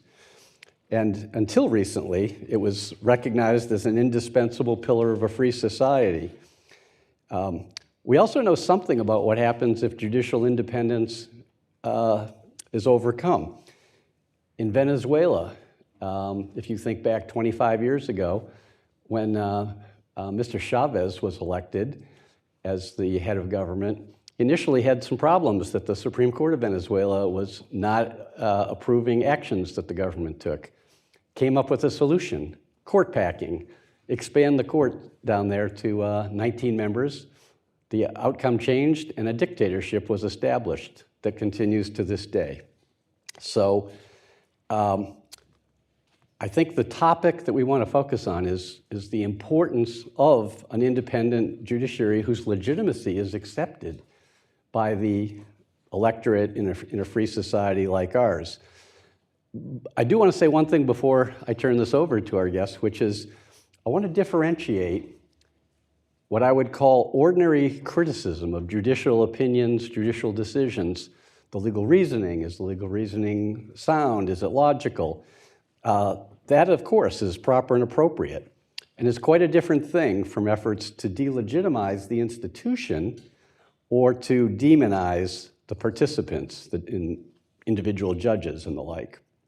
And that, too, until recently, there was bipartisan agreement that delegitimization and demonization was wrong and harmful. So we'll talk about that challenge as well today. And lest anyone think that this is an imagined problem, it's pretty easy to come up with examples, but I just thought I would mention a couple. This year, just in the summer, in July, a group of senators, led by Senator Sanders, called for the Supreme Court to be provided with additional members due to what his press release called, quote, a decade of right-wing rulings from a bench captured by deep-pocketed far-right interests that have put the U.S. on the precipice of a deep plunge into fascism.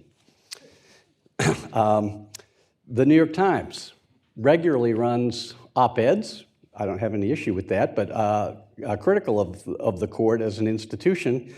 But then the news coverage. This is a headline from October 6th. Bruised Supreme Court returns to bench with election cases looming. Bruised. In what sense is it bruised? That's just a editorial comment criticizing the institution.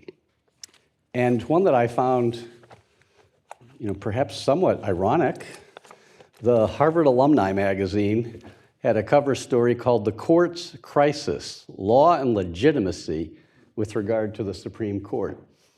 So I could cite many other examples, but those are just some that were nearby when I was getting ready for today's remarks. And they illustrate that the very legitimacy of the Supreme Court and our federal courts is being called into question at times in ways that we're going to talk about. And so, Beth, thank you for being here. Very appreciative of your joining us. And I'm going to invite you to come up and offer some thoughts, and then you and I will have some conversation about it.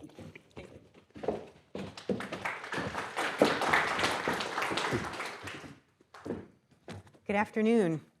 It is so nice to be here with you all today, and I'd like to thank AEI for hosting this conference, and especially to thank Jeff for inviting me and for his kind introduction. It was one of my unofficial part-time duties at DOJ to be the official introducer of Jeff at many events, so I am humbled to be on the receiving end of an introduction by him today. As Jeff mentioned, one of my other jobs at DOJ was to lead the judicial nominations work for the department. That meant everything from assisting in judicial selection, conducting vetting, preparing the nominees for their hearings, and working with the Senate to confirm them. I might be biased, but I think President Trump did a fantastic job on that score. A recent paper by two professors from NYU and UVA law schools support that conclusion.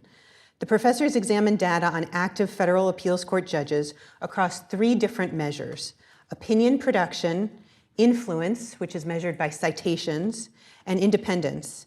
And they found that Trump appointees outperformed other judges, predominantly filling the very top rankings. President Trump's goal was to appoint highly qualified, impressive people who had well-formed constitutionalist views about how they would approach their jobs. These are people who thought deeply about the law and who believed that their own views should be constrained by a judicial philosophy to be applied uniformly to each case. And that is the key. The primary reason that the conservative legal movement has been so successful over the past 30 years is that it has put forward a coherent judicial philosophy that, if followed faithfully, constrains legal decision-making.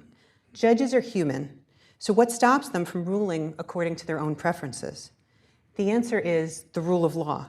For that, you need at least two things. First, you need fidelity to the law, and second, a judicial philosophy that constrains interpretation of law where it is ambiguous.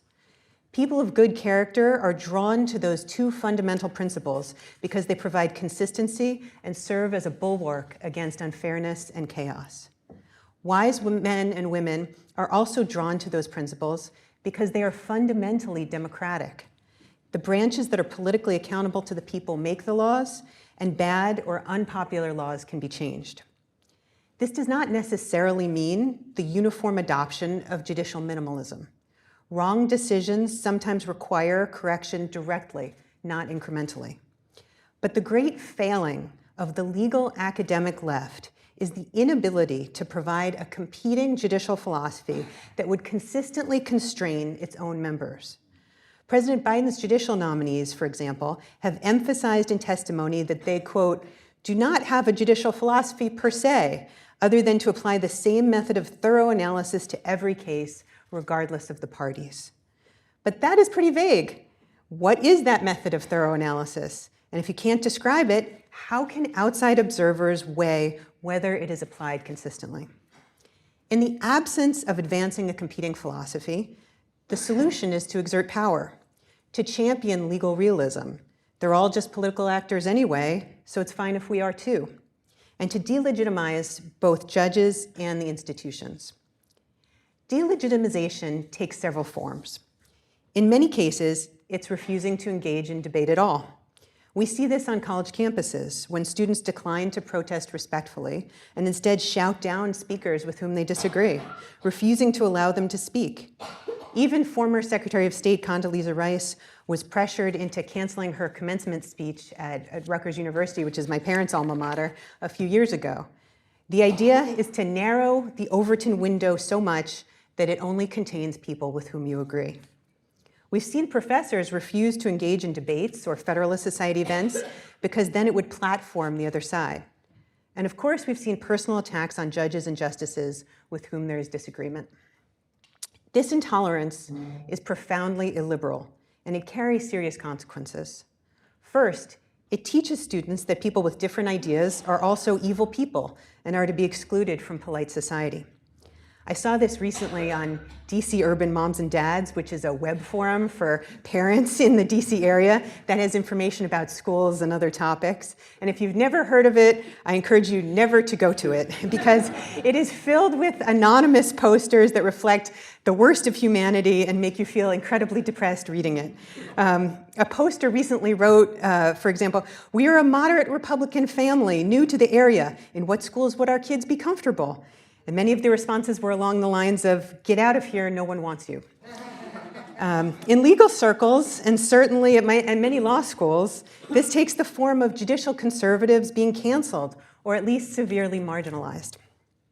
The second consequence of delegitimization efforts is that it discourages worthy candidates from serving as judges.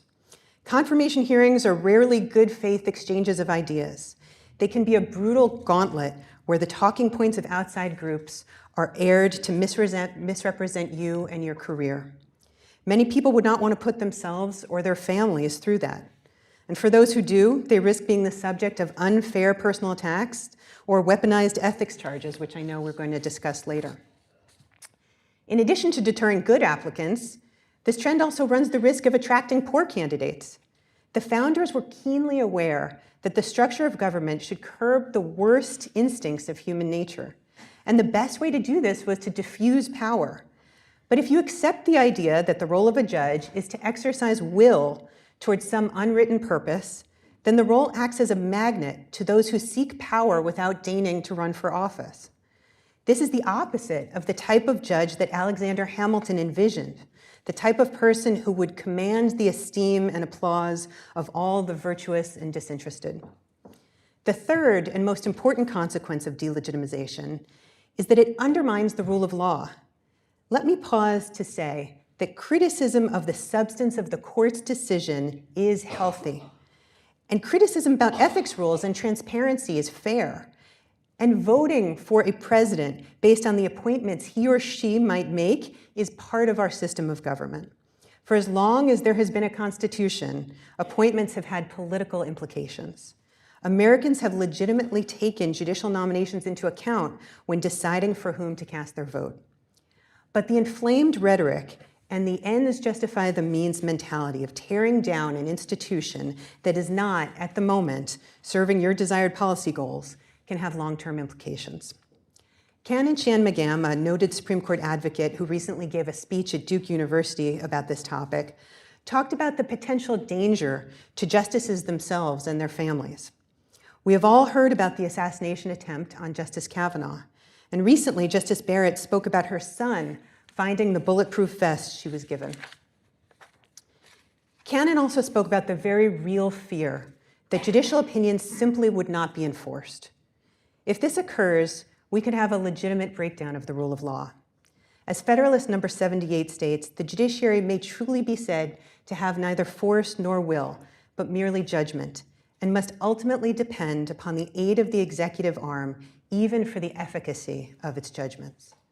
This is especially a risk with regard to nationwide injunctions.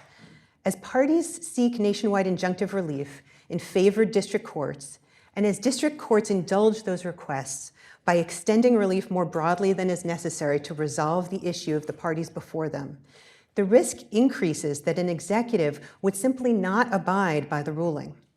Now, we haven't seen that, to my knowledge, but there is no question that the risk grows the more that judges are viewed and view themselves as ends-based political actors. So what is to be done? First, elected officials should tone down the rhetoric. It sets a poor example when our leaders threaten and attack the courts and the individual justices. You can disagree strongly and meaningfully with decisions without resorting to personal attack. Second, when reporting on court decisions, the media should make it policy not to name in the article the president who appointed the judge in question.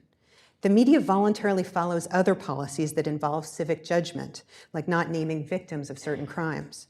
Judges should not be presumed to wear red or blue robes, and the media should not abet that presumption. Third, conservatives need to recommit to a judicial philosophy like originalism that promotes consistency and neutrality. I believe strongly in the common good, and that pursuing such good has a rightful place in the political branches. But it is fair to be concerned that pursuing such a role through judicial decision-making would pave a far dimmer path than we currently face. Overall, my time working with so many judges makes me a judicial optimist. We are fortunate to have many good people who try their best to be faithful to the law, and that is an American blessing.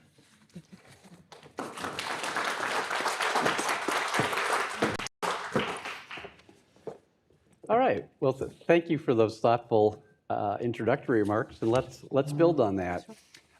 So there was one thing I wanted to at least give you a chance to embellish on, which is sometimes when we talk about the need and importance of an independent judiciary, and what at least I think of on that is that's one whose decisions are accepted as legitimate, even when one might differ with the outcome.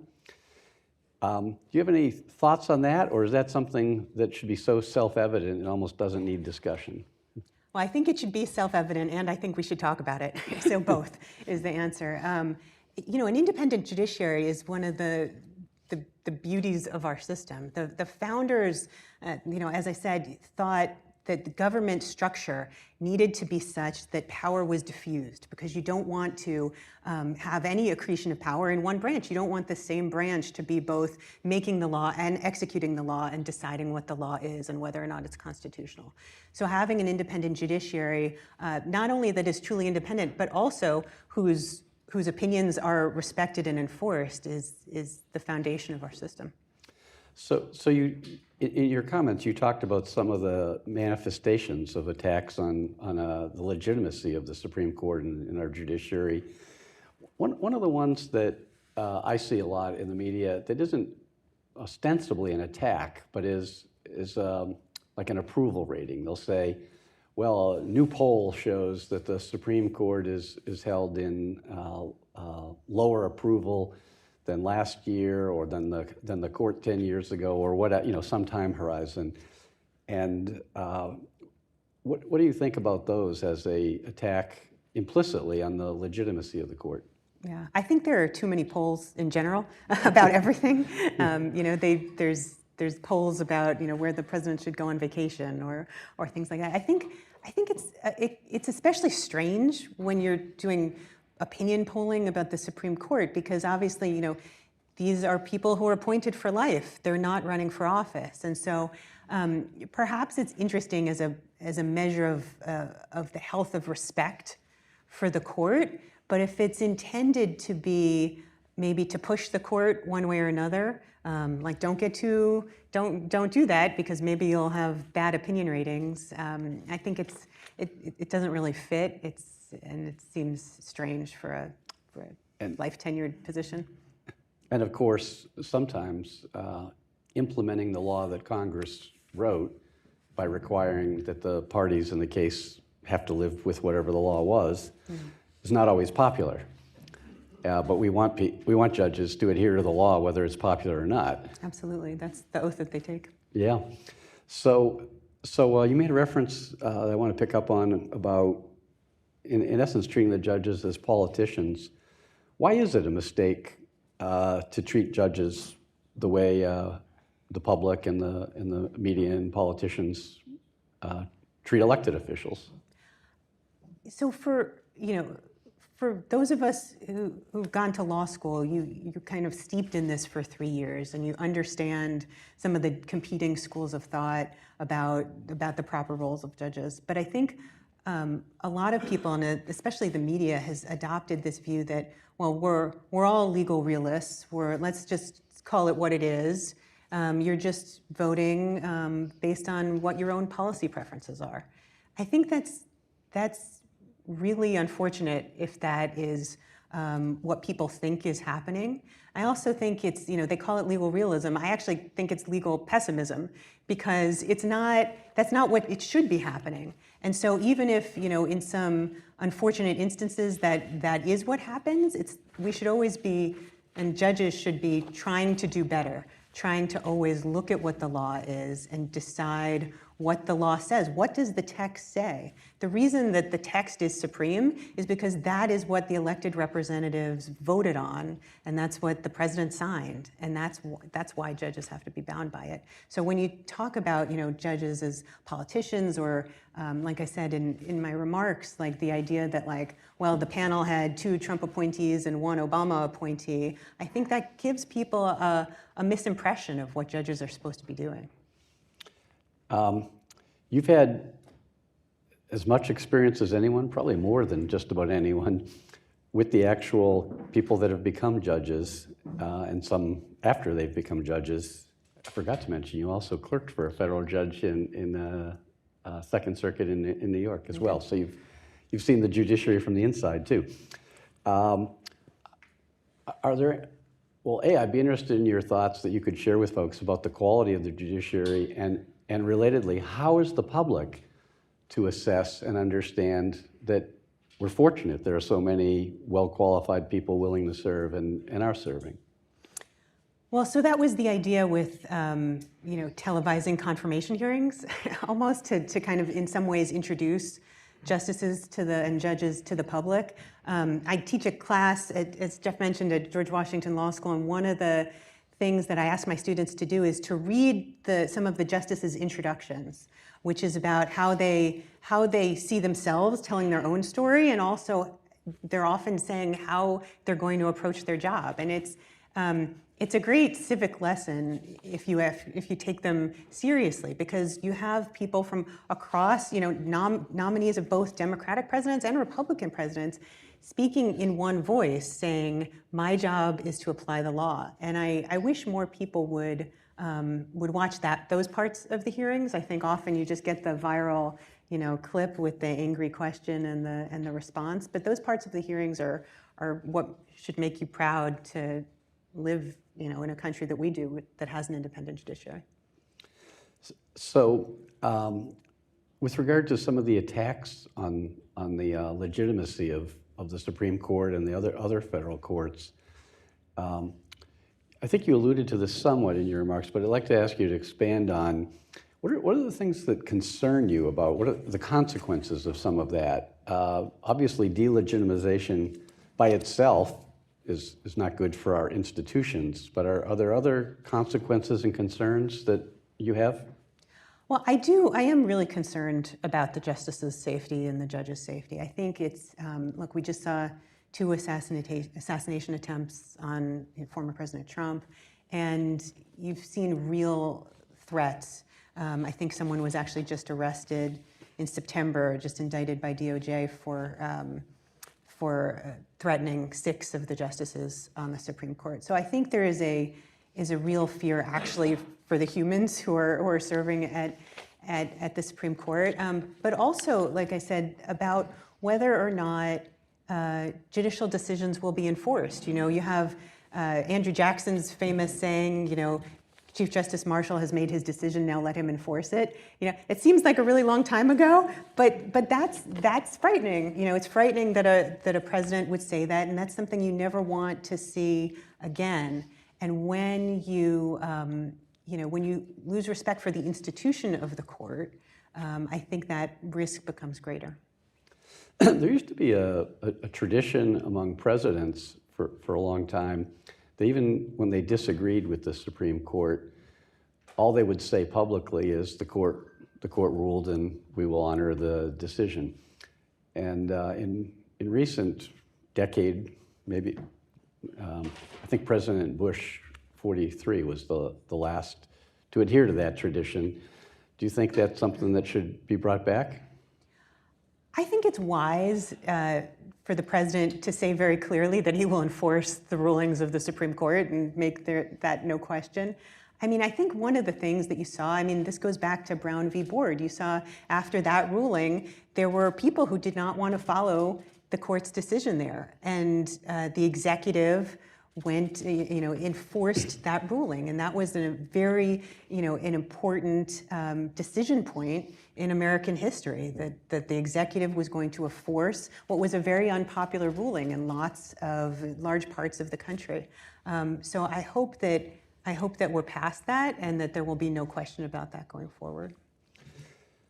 So I referenced at the outset, the important role that courts have in the peaceful resolution of disputes, since they can have confidence that there will be a neutral, independent judge deciding cases. This is particularly in the lower courts, but it's certainly hugely important at the Supreme Court too. Could you comment some on why political attacks on the Supreme Court and the judiciary are detrimental to our representative democracy? Well, like I said, I think criticizing the Supreme Court's decisions is perfectly fair and what you would want to see in a healthy democracy. That is entirely fair. I think what you've seen a little bit, more recently is let's try to make it a miserable place to be. Let's try to use ethics allegations to go after certain justices. I think that's really unfortunate. It's unfortunate that that's happening because it's much more effective to actually come up with a competing judicial philosophy. Like, try to convince people that you are right and the Supreme Court is wrong. That's what people should be doing, in our system of government with their free speech rights. And obviously you're allowed to say, tear the whole system down, but the Constitution is pretty durable. And I don't think we're going to be getting rid of the Supreme Court anytime soon. So it would seem to be just a more productive, as well as a healthier thing to do, to actually try to convince to convince lawyers and to convince judges that you're right. So in this whole dialogue that goes on of criticism of the court, where there's this spectrum of, as you said, some criticism of just the reasoning of a decision, but other places where the institution is itself criticized or judges personally attacked. Somewhere in that spectrum, there have been criticisms or controversies about the demographics of where judges come from. Sometimes this is bound up in identity politics, sometimes in other ways, but do you have any thoughts about that question that's sometimes used to raise concerns about the courts? Yeah, I think that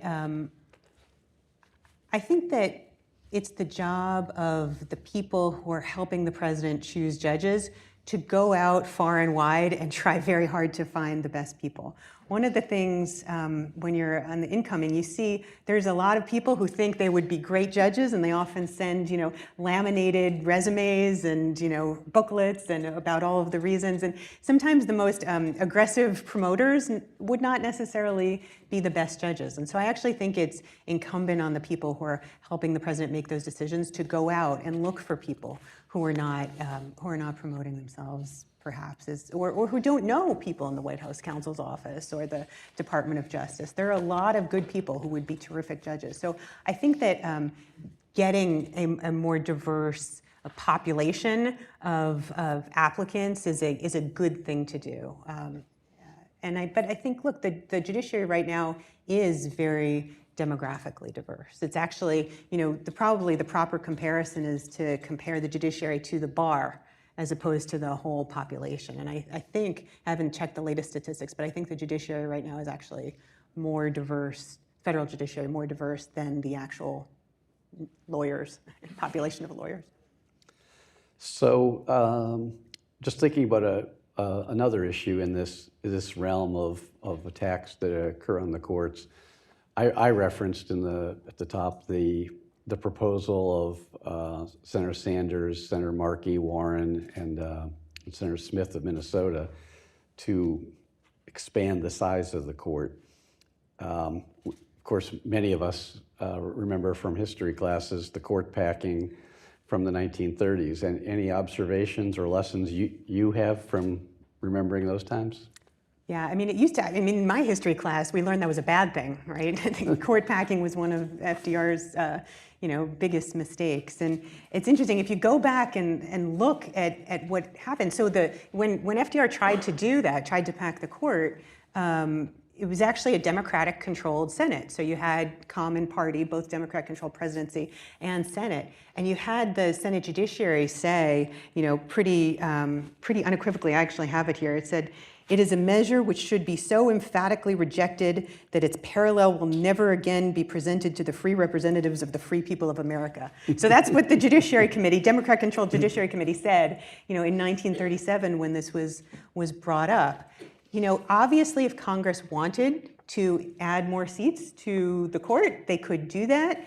I think a lot of the decisions with regard to even adding lower court seats are often made prospectively. So to say, okay, in 12 years, we're going to add 50 seats. And that way you're kind of behind the veil of ignorance because you don't know in 12 years which party is going to control the White House. You're just saying, yes, it would be a good idea to have more judges or we need more judges. A lot of the current ideas are immediate, getting rid of some of the current justices who are currently sitting there or creating, I've heard, like a tier A court and a tier B court, and they would do different things.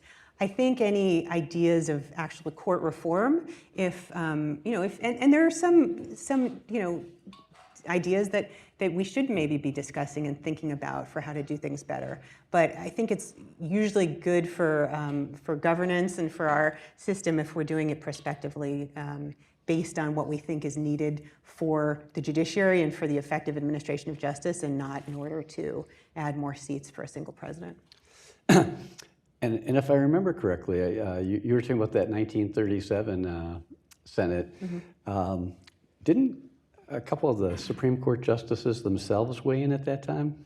Yes. So, I mean, I think that's another reason that it died pretty handily in the Senate, because Chief Justice Hughes and then Justice Brandeis, who were not often on the same side of cases, wrote together and said, this is a bad idea. We don't need this. We don't need more. We're actually doing our job. We're getting through cases efficiently, and more justices would be a problem for us. And so that was, I think, an effective way for justices on, who maybe had differing views of how you approach cases to at least say unequivocally what would be good for the institution of the court. Yeah, and court packing wasn't it. No, that was not it. It did not work out. So just saying we're going to get pretty far in our time, and I want to leave some room for questions. One of the observations about judges is that they are not politicians. They don't seek votes. They don't run. And so they're usually not in a position to defend themselves in the public realm. Right? We generally expect them to decide the matters before them, but not to be out like politicians and the like. But if the judges aren't going to defend themselves, who will? Yeah, it's a good question, because these are also people at the end of the day who, and it's hard, I think, in that position to see things said about you and not be able to defend yourself. I mean, this even happens even often before they take the bench. Nominees are generally counseled not to talk to the press when you're being nominated, when you're going through your confirmation process. And so I think it's difficult. It falls on, maybe the Supreme Court bar or the rest of, other people to make those cases. I know that there are people who have written who are, close to the justices, who sometimes write and try to say the other side. But look, it's a hard job in many ways, and one of the harder parts about it, I think, is that sometimes you just have to take incoming, and you can't stand out there and defend yourself outside of your written opinions. So then one more corollary to this, which is we're on a program about self-governance challenges. So if people that are watching this are in attendance and hearing your thoughts are interested in themselves helping to prevent the delegitimization of courts and help preserve the rule of law, any thoughts, suggestions, comments? Yeah, look, greater knowledge about the actual court's docket is a helpful thing. Sarah Isker, who served with us at DOJ, wrote an article in Politico called "The Math of the Supreme Court," and she pointed out 50% of the court's cases are decided unanimously.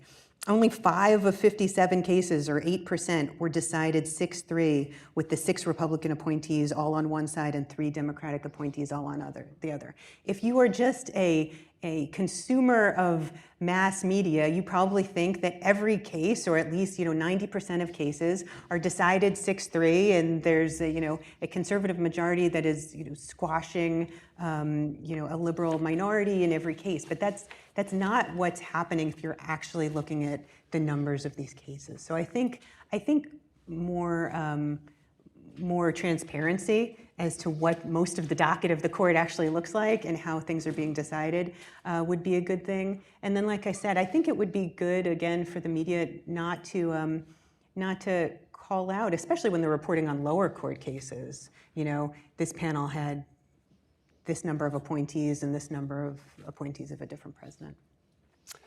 So with that, I want to enable some questions from the audience, assuming that you're prepared for that. So why don't I start right here?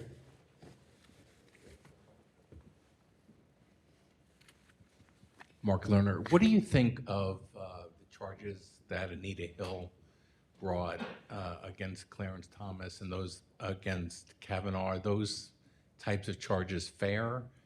And also, should there be an enforceable code of ethics for the Supreme Court? Mm-hmm.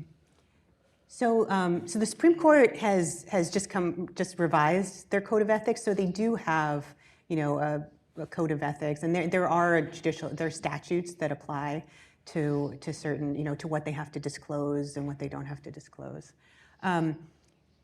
So as far as enforceable, it's hard to know who would enforce it. You're going to have another branch enforcing it, or you're going to ask the justices themselves to enforce it on each other. So that's more of an open question. But I do think, I think that the changes that they've made are largely good ones, in that there should be transparency around, especially with regard to, if there are gifts, and then if those people have cases before you, right? That's something that would be helpful to know. With the regard to your first part of your question, I think, I was not, I've done a lot of Supreme Court confirmations. I wasn't around for Anita Hill, though. That was a little before my time.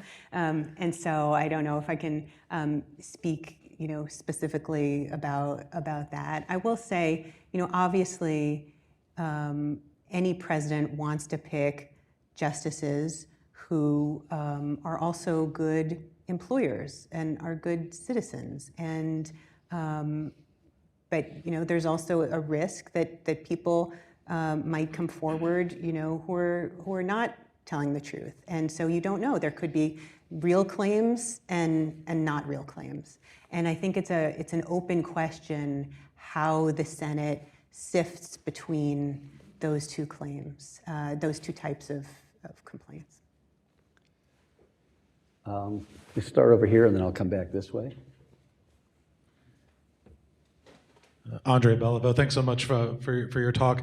You mentioned during the remarks at the beginning, you talked about a challenge to conservatives about a potential shift away from originalism to something like perhaps like Professor Adrian Vermeule from your alma mater at Harvard talks about common good constitutionalism. Can you talk a little bit more about that impulse, why that might be a danger, and what that pathway realistically looks like? And as a follow-up to that, I agree with you that President Trump's picks for the Supreme Court and for the judiciary were quite good, and I think originalist, but seeing as his vice presidential nominee with him, J.D. Vance, surrounds himself intellectually with post-liberals and integralists of a Vermeulean persuasion, let's say, and while I'm all for intellectual feasts, for lack of a better term, what influence do you think a Vice President Vance would have on President Trump's picks to stick with sort of Federalist Society originalists versus post-liberals or integralists? So great question. I mean, you've got a really impressive lawyer in the vice presidential candidate, right? He went to Yale Law School himself. He's steeped in this. With regard to common good constitutionalism, there's no question in my mind that the two political branches should be pursuing the common good, right? That's what, and as the populace decides what it is, that's what they should be pursuing. Their policies should be about pursuing the common good for the largest amount of people. That's what they should do. The question is, how does that impact judges? How should judges then apply the law? And I think it's dangerous if you want an unelected judge to start deciding what he or she thinks is good. It seems to me that's fundamentally undemocratic. Obviously the criticism is, well, how do you decide? And so I think there's a place for common good constitutionalism, and the place is in the elected branches. That's where it belongs. Right here.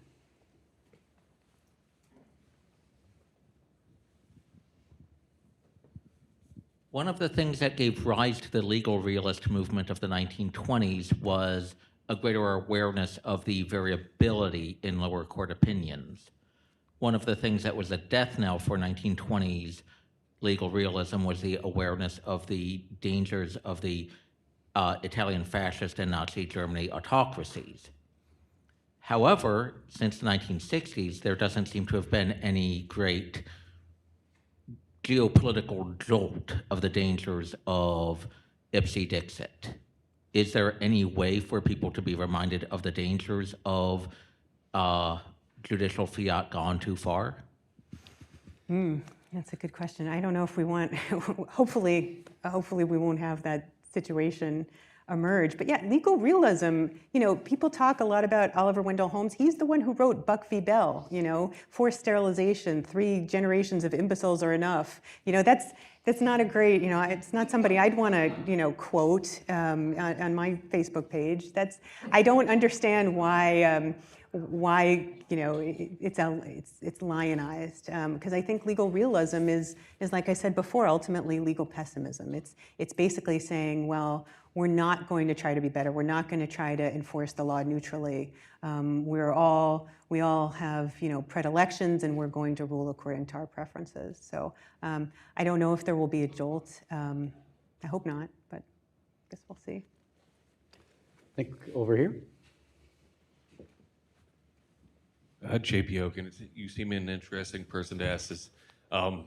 The last paragraph of the Constitution, starting with a small d, seems to be a very profound Christian paragraph, because it then is they sign it hereunto subscribed, where it's said done in the year of our Lord. So they're like saying they're not acting in blasphemy. If that is our plain language, and this court has the opportunity to raise that as God is actually mentioned in the Constitution, not necessarily as in the Constitution, but the separation being vertical.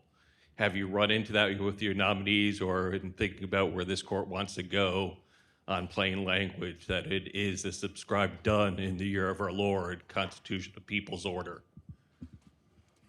I don't remember that coming up with any of our nominees. I mean, I think that what the judicial candidates, repeatedly said in front of the Senate is that, they accept that the Constitution is ratified and, is the controlling document, and that they will do their best to faithfully apply it. I mean, I don't think that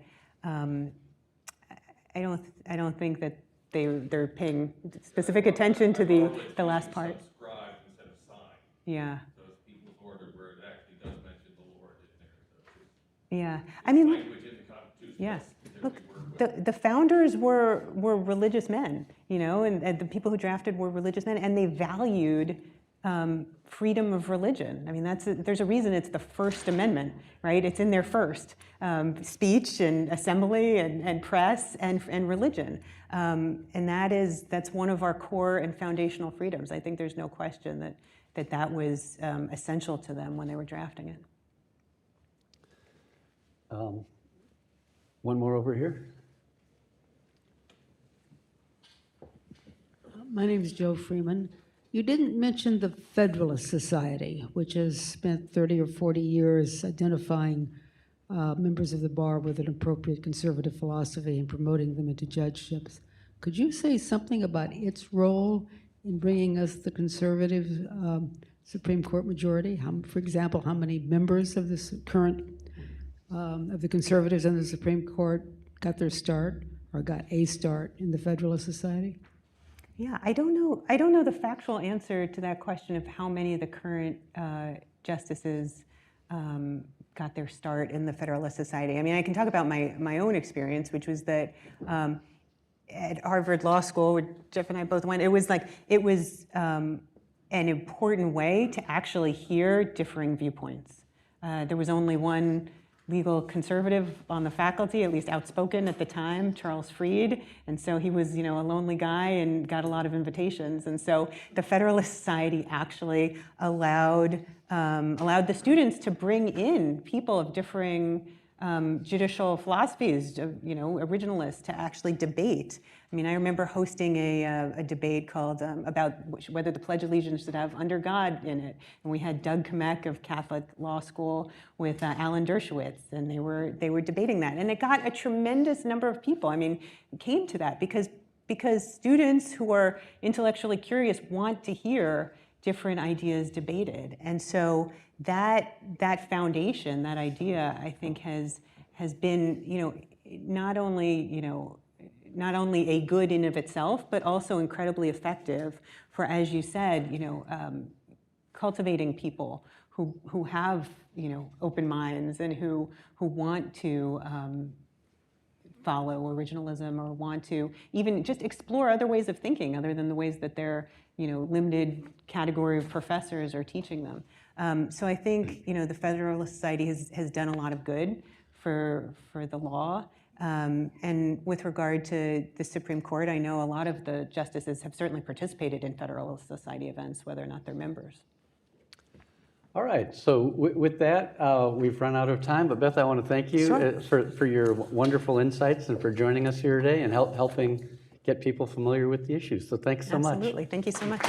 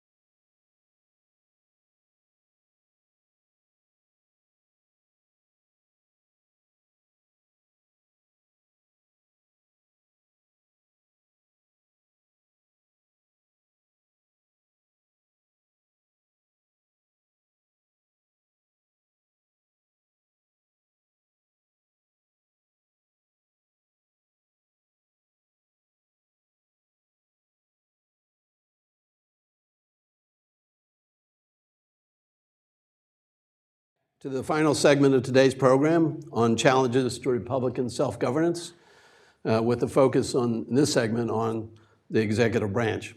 I'm Gary Schmidt, a senior fellow here at AEI in the Cultural, Social, and Constitutional Studies program, where my focus is on the American presidency. And yes, John, of course he's left, I do like a podium, if only it was a bit taller. So.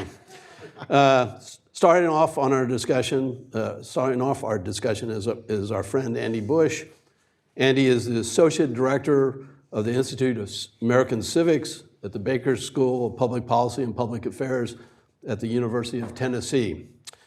Andy's scholarship is focused on American political institutions, elections, and public policy. He has authored, co-authored, and edited way too many books, but the most recent are Ronald Reagan and the Firing of the Air Traffic Controllers. I'm even old enough to remember that. And The Elephant in the Room, Donald Trump and the Future of the Republican Party. Also old enough to know that one.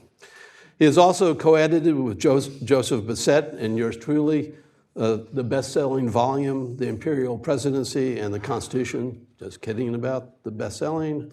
And so with that, over to you, Andy.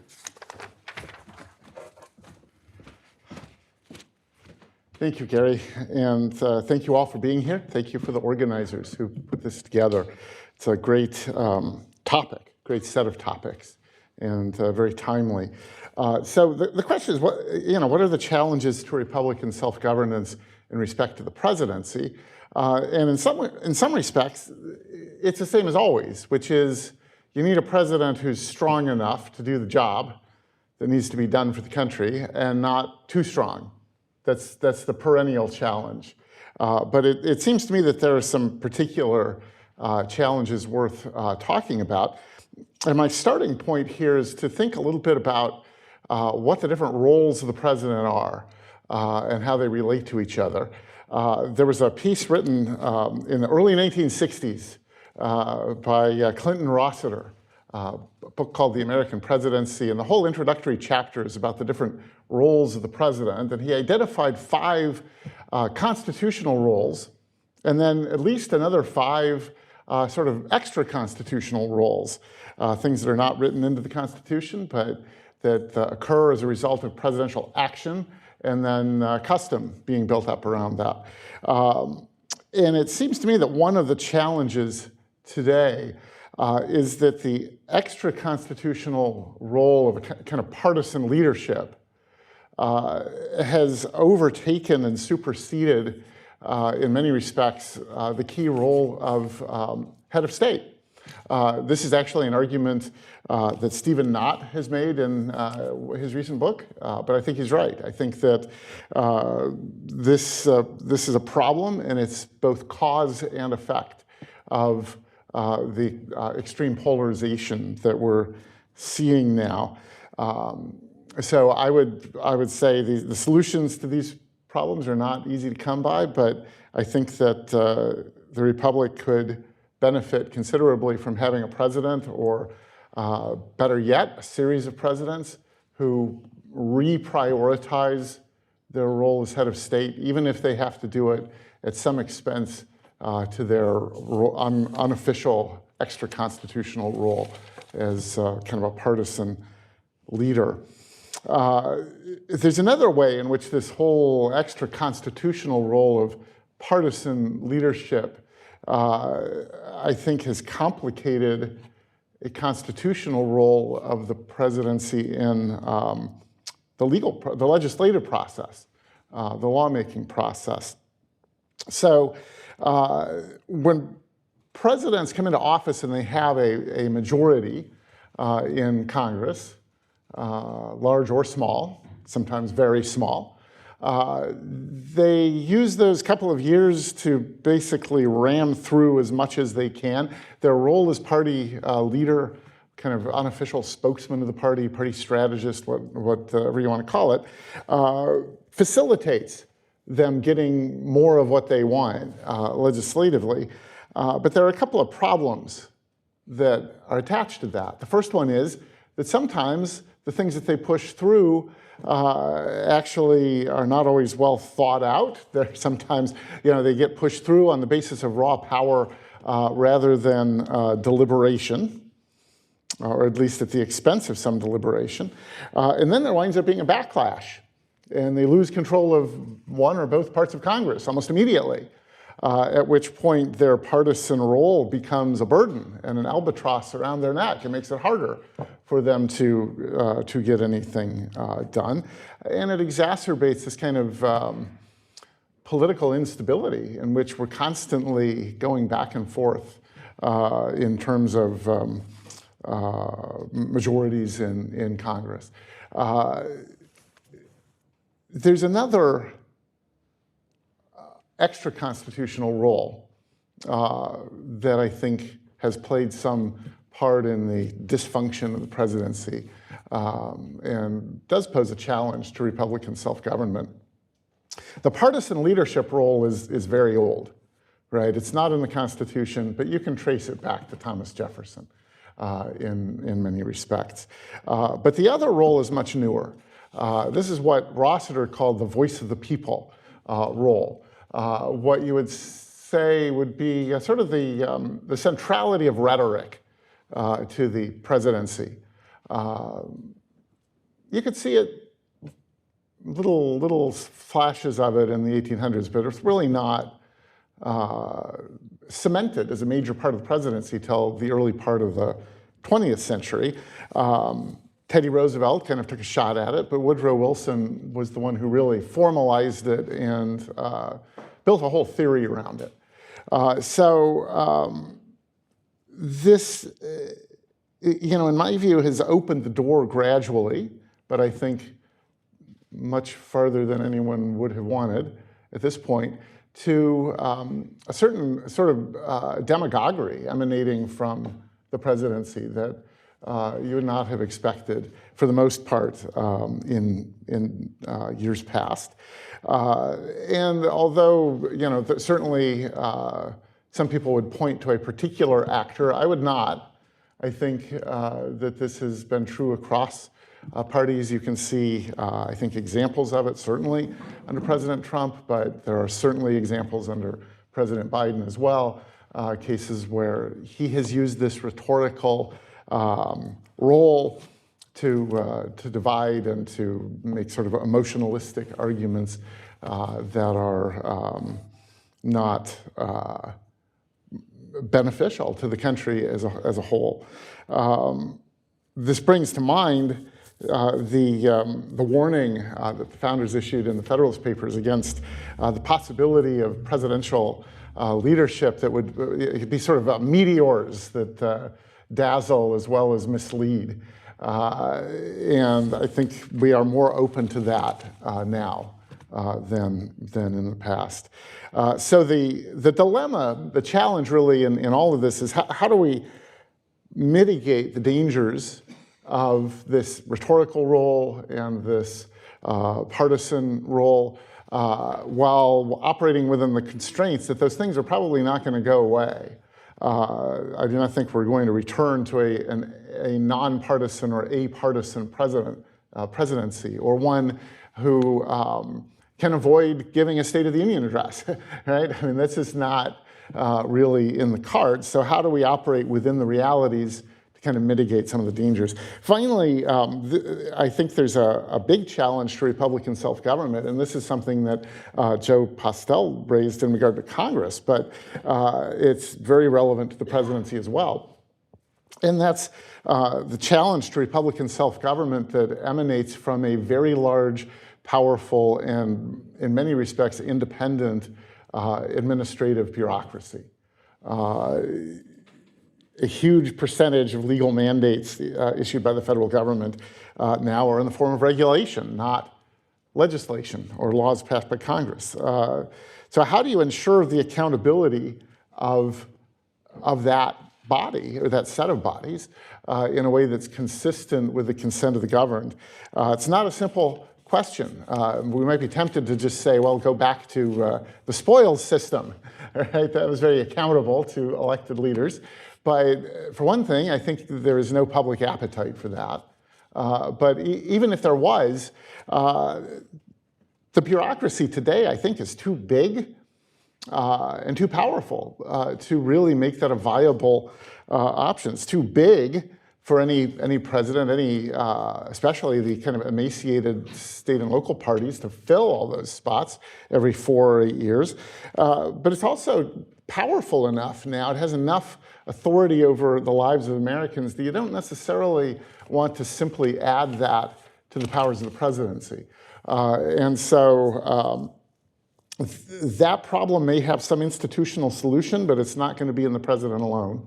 It's going to have to be in Congress and in the judiciary. And I would just conclude by, I guess, returning to the term self-government, because I think that there are a couple of fundamental solutions that are not institutional, but they have to come from the voters.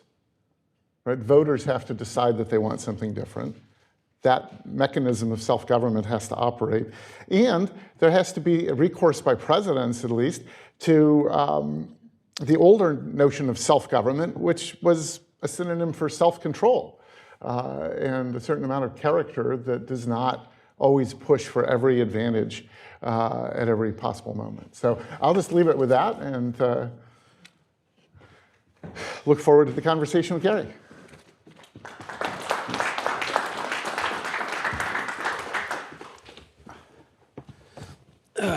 As a senior fellow here, I have to use multiple glasses. So. That was great, Andy. Thanks.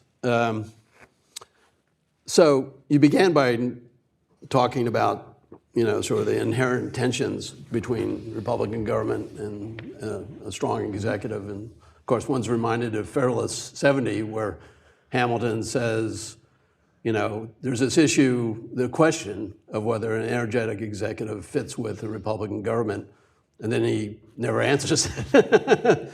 But he does say it's, if you want effective governance, you have to have an energetic executive. So I think one of the issues, or one of the things that I've taken away from your work and others is there is no simple solution, right? I mean, there's always going to be these kinds of fundamental tensions, and because there's different principles at stake here, and you just have to figure out how to balance them given the circumstances, I guess. Is that fair to say? I think that is fair to say. I think we can't do without a strong president, I think. I think that Hamilton was right about that. But if the president is too strong, I think the president does potentially represent a threat to Republican government. So you do have to find that kind of proper balance. And I do think that it's not the same in every era. Yeah. Right? When you're in the middle of World War II or the Civil War, you might want a little bit stronger president. Right? When you're not, maybe not so much. But you can't go all the way to either direction, in my view. Yeah. One of the striking things, when I was thinking about this panel, but also thinking about sort of the most recent presidential debate, I mean, both candidates spent an enormous amount of time telling the American public what they were going to do as president. There was no sense that there are some things presidents shouldn't do and can't do constitutionally. I mean, so there was a lot of fact-checking. Of course, everybody knows there was a lot of fact-checking on Donald Trump's comments, but there's no fact-checking about what the office actually allows you to do. Right. I mean, we've gotten to the point where the president really does seem to be seen as a kind of a prime minister when it comes to both governance and policymaking. No, that's right. And I think in the first couple of years of presidencies, they often sort of are when they have these majorities. Or you look at Joe Biden, who had a tiny majority, very small majority in the House for his first 2 years, and a 50-50 Senate with Kamala Harris as the tiebreaker, and massive spending bills pushed through. Trillions of dollars. But then the backlash comes, and then they're not really the prime minister anymore. yeah, the system does come back to bite. Yeah, so. but I think there's, it's in the interest of presidential candidates to act as if they can solve every problem, and there's nothing outside of their purview. Yeah. But it is self-destructive because you pretend like, or you might even have a mandate, but of course the mandate is part of a parliamentary system, not a separation of power system. So 2 years later, you're right. You get a different kind of Congress and different kind of and the problem too is that the whole idea of a mandate is, I think they exist, but I think they are often not as broad as presidents want to make them to be. Yeah. So especially if there's an incumbent president who is defeated by a challenger who runs a campaign saying my opponent did a bad job, their mandate is to not be their opponent. Their mandate is not to be the person they replaced, but it's not necessarily to refashion the country. I particularly was taken with, I agree with you, there's a difference between being sort of constitutional leader and a popular leader. And we've moved gradually more and more towards, we've almost abandoned the constitutional leader thing for the popular leader. But I wonder if there's something that was in the original design that sort of made that inevitable. James Wilson and other founders thought of the unique position of the president constitutionally as being the representative of the people, as opposed to the Congress, which was going to be, sort of representative of all kinds of different interests and the states and the like. And once the country became more democratic, so the seed seems to have been there. I don't know what one can't go back, but it strikes me as a possibility that in some ways when it comes to popular leadership, it was baked in the cake almost from the beginning. Well, I think the potential was there. Yeah, the potential was there. I'm not sure that was the desire, and I think I would possibly make a distinction between the president representing the whole people in a defensive capacity, right? That is to say, if Congress is running off the rails, the president is there to represent the whole people and cast his veto. The president is there to prevent harm, right? But it's another thing. It's several, at least one big step, maybe a few steps down the road, to say, well, then it's the job of the president as the representative of the people to take the offensive and take the initiative and be the fount of policy. Yeah. So I thought it was interesting your point about sort of administration in the presidency. Obviously the government has grown, and with it the discretion that lies with bureaucrats. On the other hand, there's a reason why we have civil service and independent agencies, because the presidency became much more a popular political office, and so you didn't necessarily want to give the chief executive so much authority that he could misuse it. Right. But it's interesting, so many of, sort of, I would say, like Federalist Society and conservatives, point towards the unitary executive. And there's an argument, of course, for a line of responsibility that the president he's the one charged with the faithful execution of the laws. And that one reason why the Constitution gives the presidency so much independence was precisely that. On the other hand, in this day and age, if the president has that kind of line of authority, and you have a new president, they tend to sort of like, okay, we're changing course. And that produces a kind of instability in administration that somebody like Hamilton, for example, would say, that's not good governance. Yeah. No, even Madison, I think, would have said that. If you look at the vices of the political system of the United States that he wrote just about a month before the Constitutional Convention, he notes the mutability of the laws as a major flaw in the states at that time. So I think there's a value to some stability. You can't really have the rule of law without some stability, right? Locke talks about how you have to have a known law. You can't know the law if it's constantly shifting. And so I think it's a very difficult question, because I'm sympathetic to the idea that there needs to be more democratic control over the bureaucracy. I'm very sympathetic to that because, otherwise, consent of the governed is lost, right? I mean, if you have a bureaucracy that simply runs amok doing whatever it wants to without really being reined in, then you don't really have consent of the governed. But I don't think that a simple solution of giving the president kind of more unfettered power over the bureaucracy is necessarily practical or desirable. Yeah. So let me, when you were talking, I was also thinking about buckets.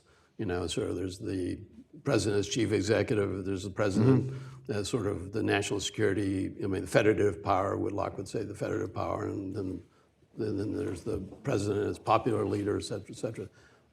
On national security, there's a discussion of the presidency in Tocqueville's Democracy of America where he begins by saying, if you look at the American presidency, it appears to be much weaker than the monarchs of Europe.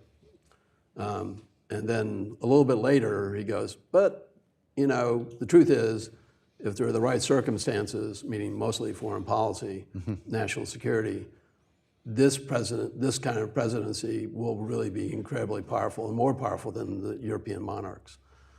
I guess one question is, America is a global power. Is it inevitable that we have an imperial presidency because we're, in some sense, an imperial power?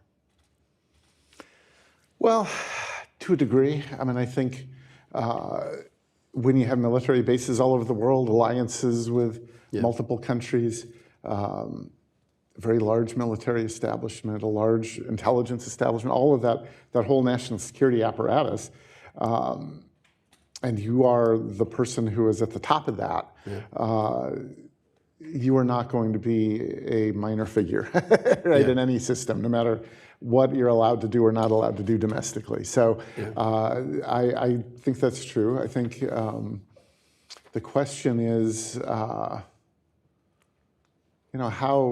have presidents leveraged that into more domestic authority? Was that okay? Was that not okay? I think that those are the difficult questions. Can you have a president who is somewhat more limited, somewhat more constrained in the domestic realm, and still have a president who can do what needs to be done abroad? And no, I was struck. You reminded me. I was making notes. So President Biden has decided to send the anti-ballistic missile defense program or system to Israel to help Israel defend itself from Iranian missiles, and he's sending 100 Army troops to operate the system. And there was a quote from the Pentagon spokesperson who said the decision underscores the United States' ironclad commitment to the defense of Israel. And there were two things. Putting aside whether it's a good idea to do this, we have no ironclad commitment. I mean, there's no treaty, but the president's capacity to have a very large military and be able to be the first actor. I mean, I've been struck, maybe Rand Paul's complained about this, but nobody else seems to be raising the objection as what's the constitutional grounds for doing so. Again, I'm all in favor of helping Israel. But it's interesting to me that even the constitutional discussion is not alive the way it might have been 20 years ago.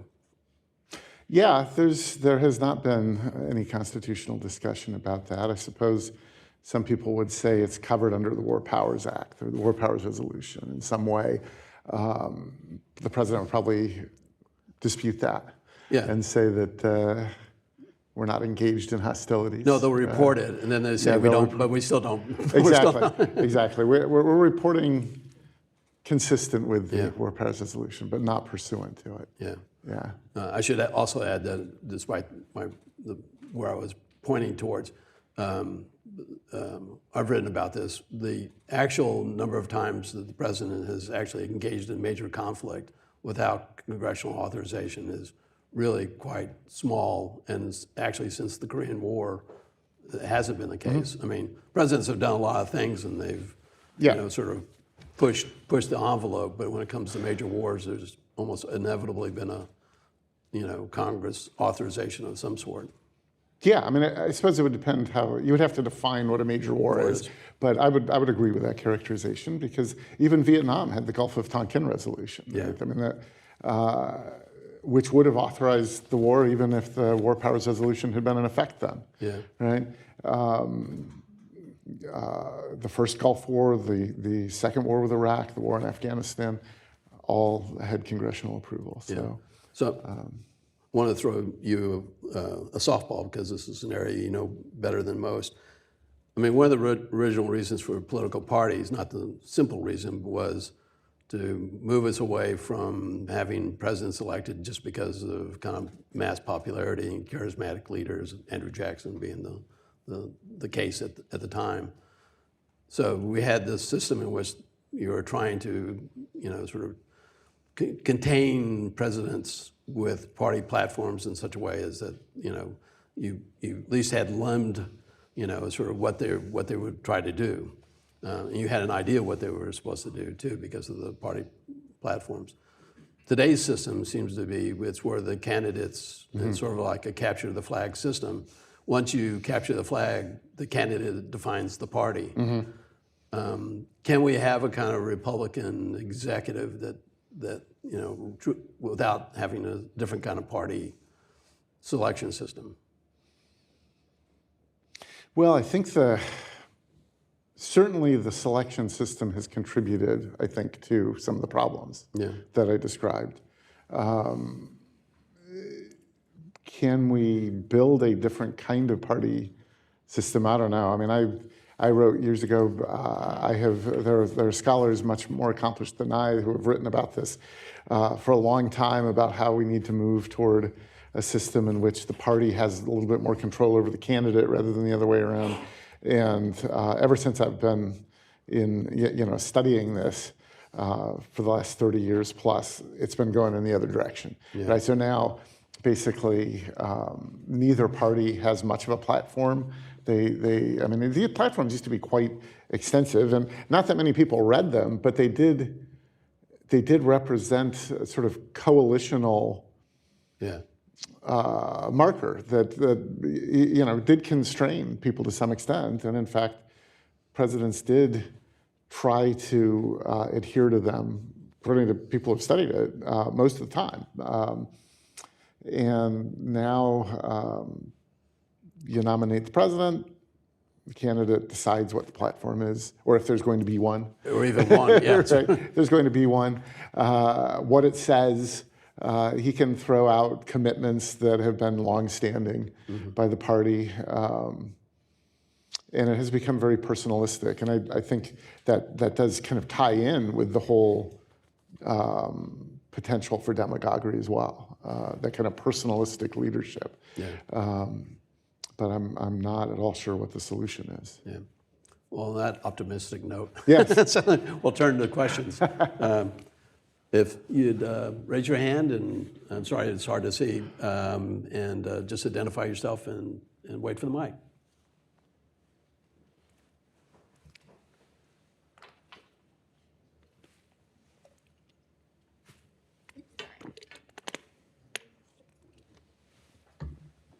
Jerry Hyman, I'm wondering what you think of, if you could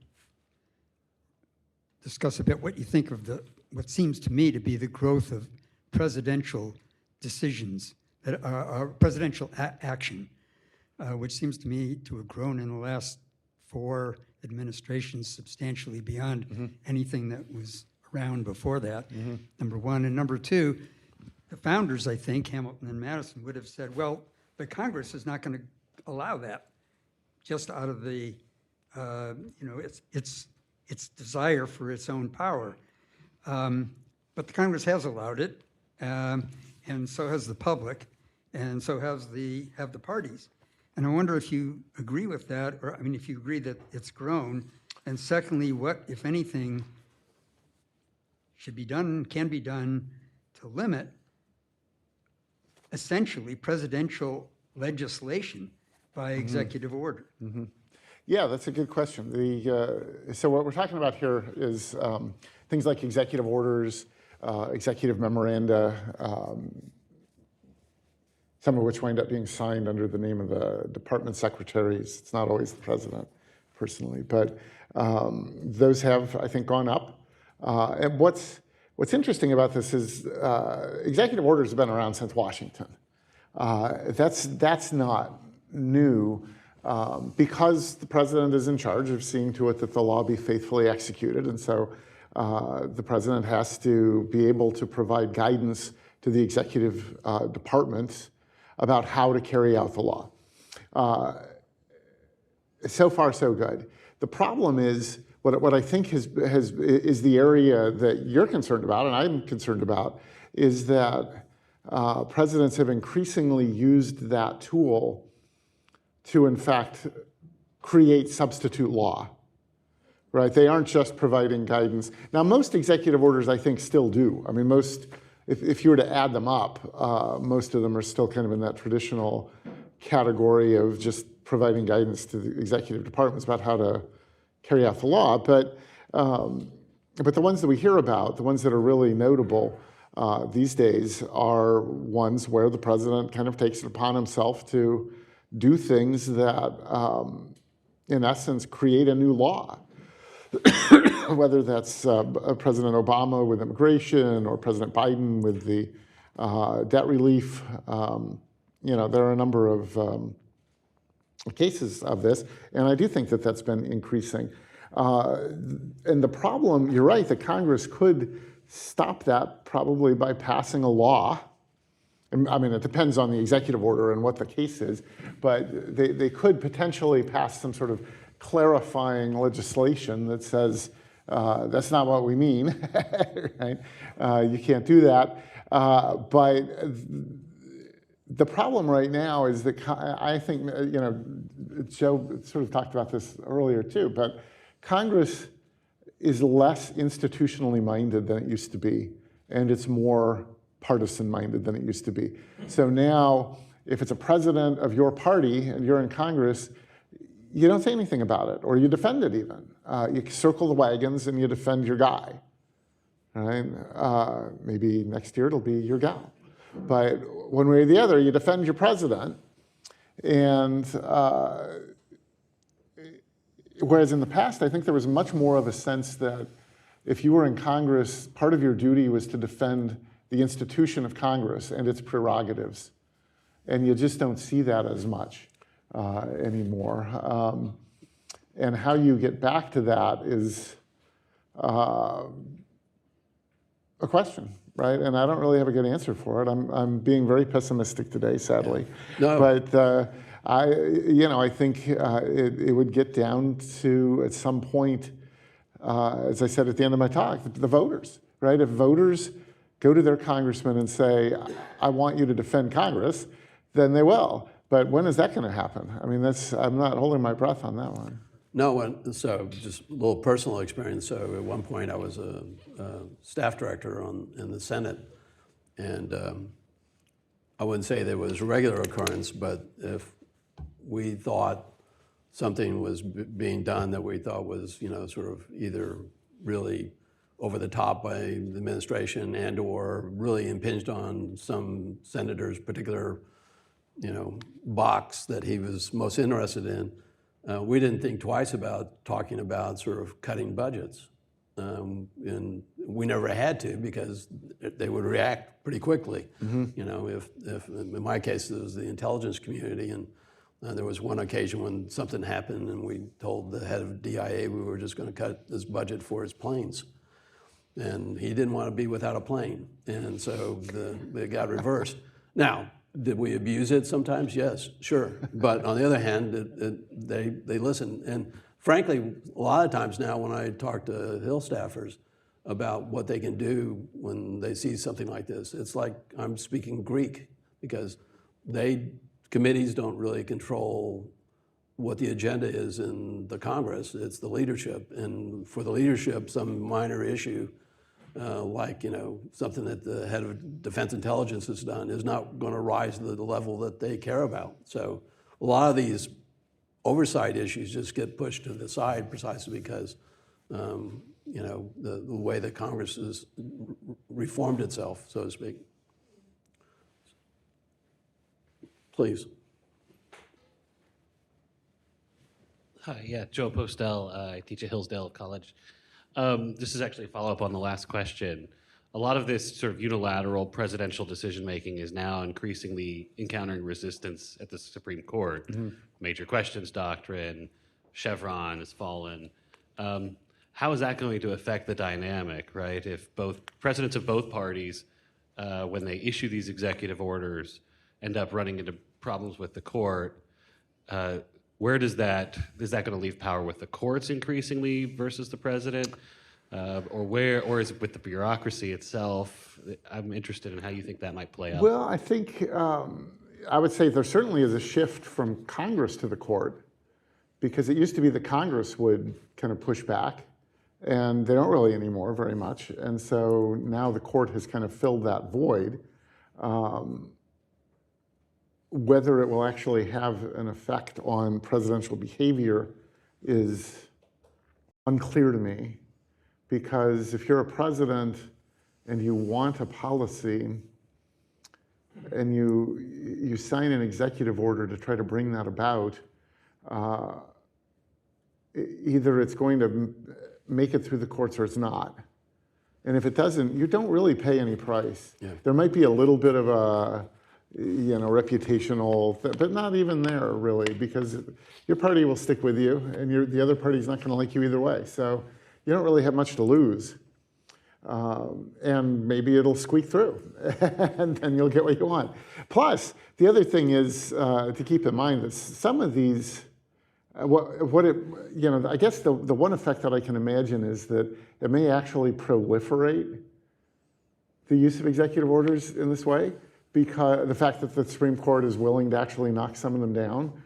And my reasoning is that presidents now may be more willing to sign executive orders that they don't actually intend to have go into effect. They kind of have an idea that the Supreme Court's going to knock them down, but it does something for them politically, right? So the student loan thing is a great example of this.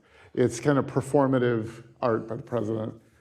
Maybe the first time it wasn't, because he wasn't totally sure what the court would do, but after that, he knows what the court's going to do. And he does it anyway, because his view is that it makes his base happy. It is a difficulty for the courts too, because they wind up being reported on as being politically motivated to strike something down. So it undermines the legitimacy of the court. It's also kind of an irony that, to make the chief executive more Republican in self-government sense, you're relying more and more on these unelected officials.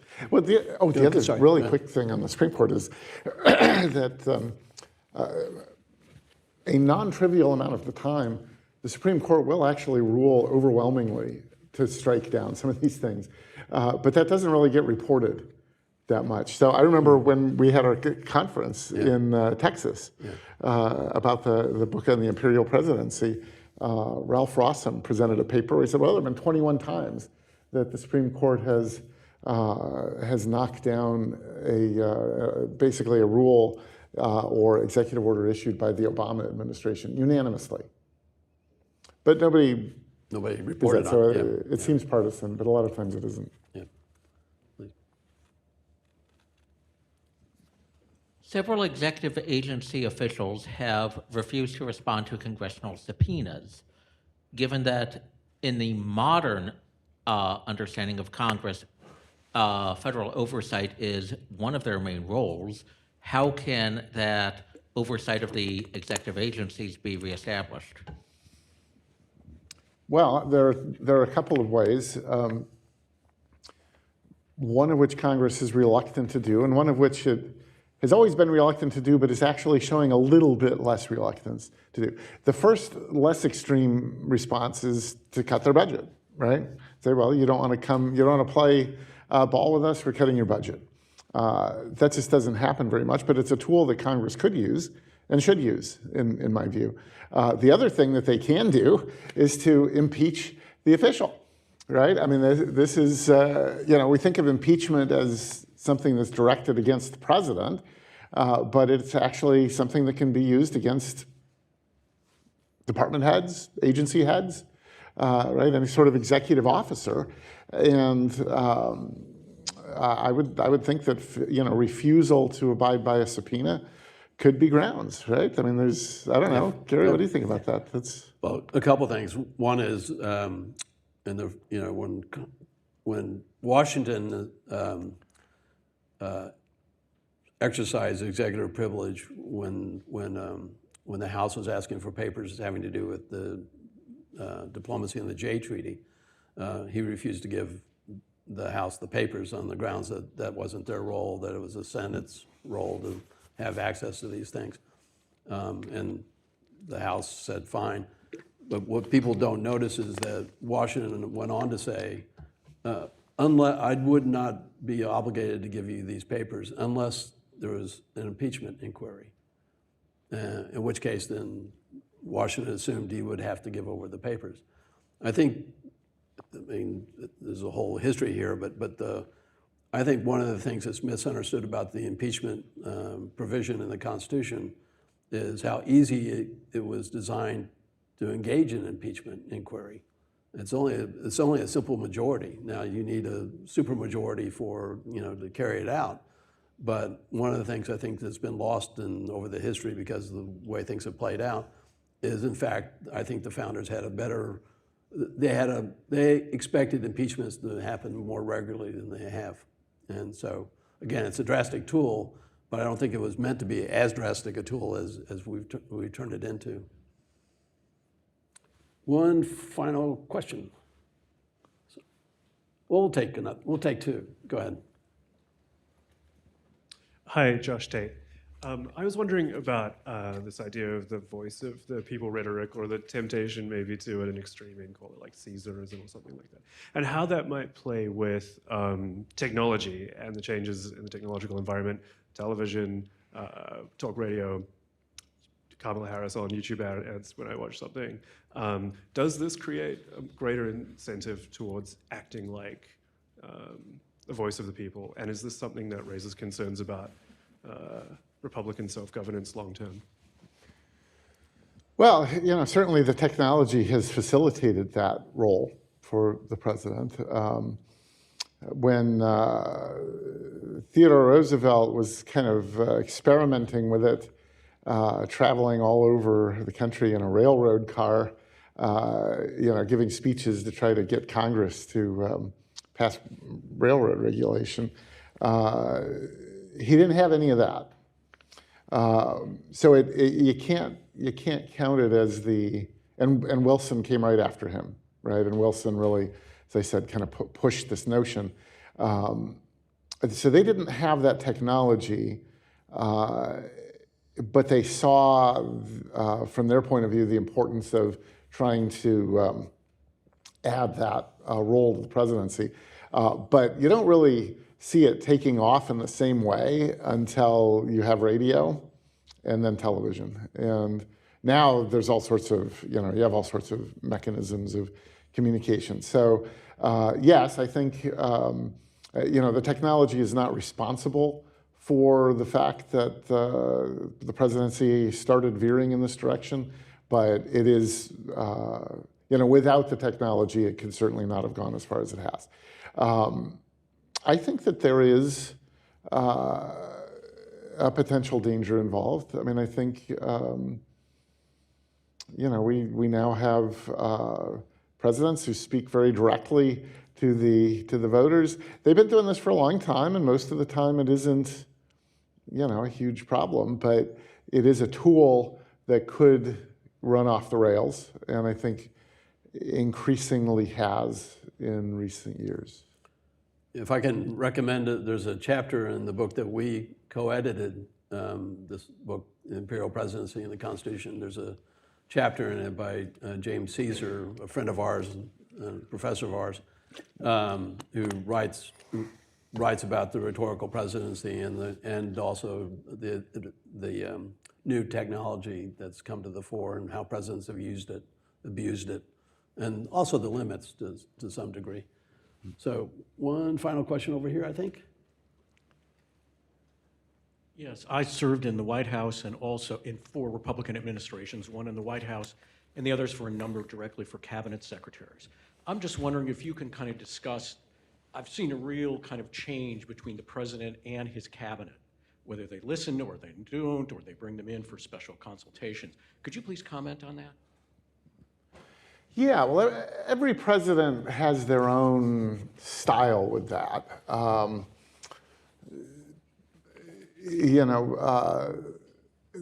Richard Nixon, actually, if you go back that far, had a desire to run what he called cabinet government, which was to pick the cabinet secretaries and then let them sort of operate within their bailiwick and be very decentralized about it. And by his second term, he decided that wasn't working because the cabinet secretaries were becoming captured by the bureaucracies.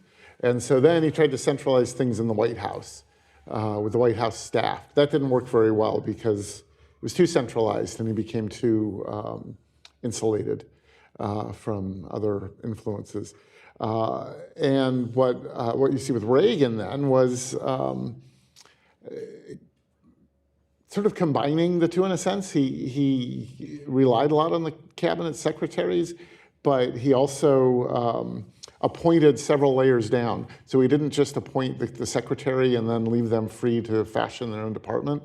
The top several layers went through the vetting process and that whole attempt to get people who were of agreeable mind. And then there were things done in the White House to complement that, including requiring regulations to go through the OMB as what they call central clearance. So 2 Republican presidents there, 3 different styles within 2 presidencies trying to deal with these things. And you see that across presidents. So I'm not sure that I would say that there is a linear tendency. I do think that overall, if you look over the last, let's say 50 years or so, the cabinet secretaries as a group are probably less relied on by presidents, and the White House has been beefed up. That would be my perception, if you were to sort of draw a general tendency. But the other thing is that there's the question of the cabinet as a body, right? I mean, there's how the president interacts with the individual cabinet members, but then there's whether the president meets with the cabinet per se as a group and what sort of credence he gives them. And that, I think, has gone down. Also, I haven't seen the latest figures on how recently President Biden has met with his whole cabinet, but my sense is that is not done as often as it used to be. And even President Reagan, who liked having the cabinet meetings, a lot of the real work was done in working groups of 3 or 4 secretaries who were in related fields. So every president kind of grapples for the best strategy, and there are many strategies. Yeah, just my own experience. I worked in the Reagan administration, White House, and on national security, I would say most modern presidents have tried to have stronger cabinet officials in the national security area, but then within about a year, things become much more consolidated under the National Security Advisor. And again, these working groups are a good example where to get something done that just requires pulling people together in a way that you just can't do normally through the sort of cabinet government. So, well, please join me in thanking Andy for a wonderful discussion. And if you would keep your seats, Kevin has some final remarks.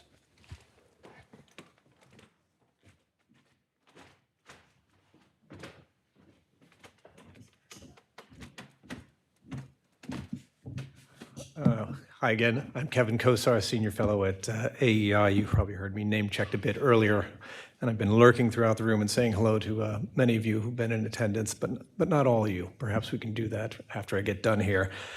Good form requires me to come up here and offer concluding remarks. However, good manners requires me to be brief about them. The day has been long and full, and I realize I take my own safety into peril by standing between you all and the wine and cheese reception that waits.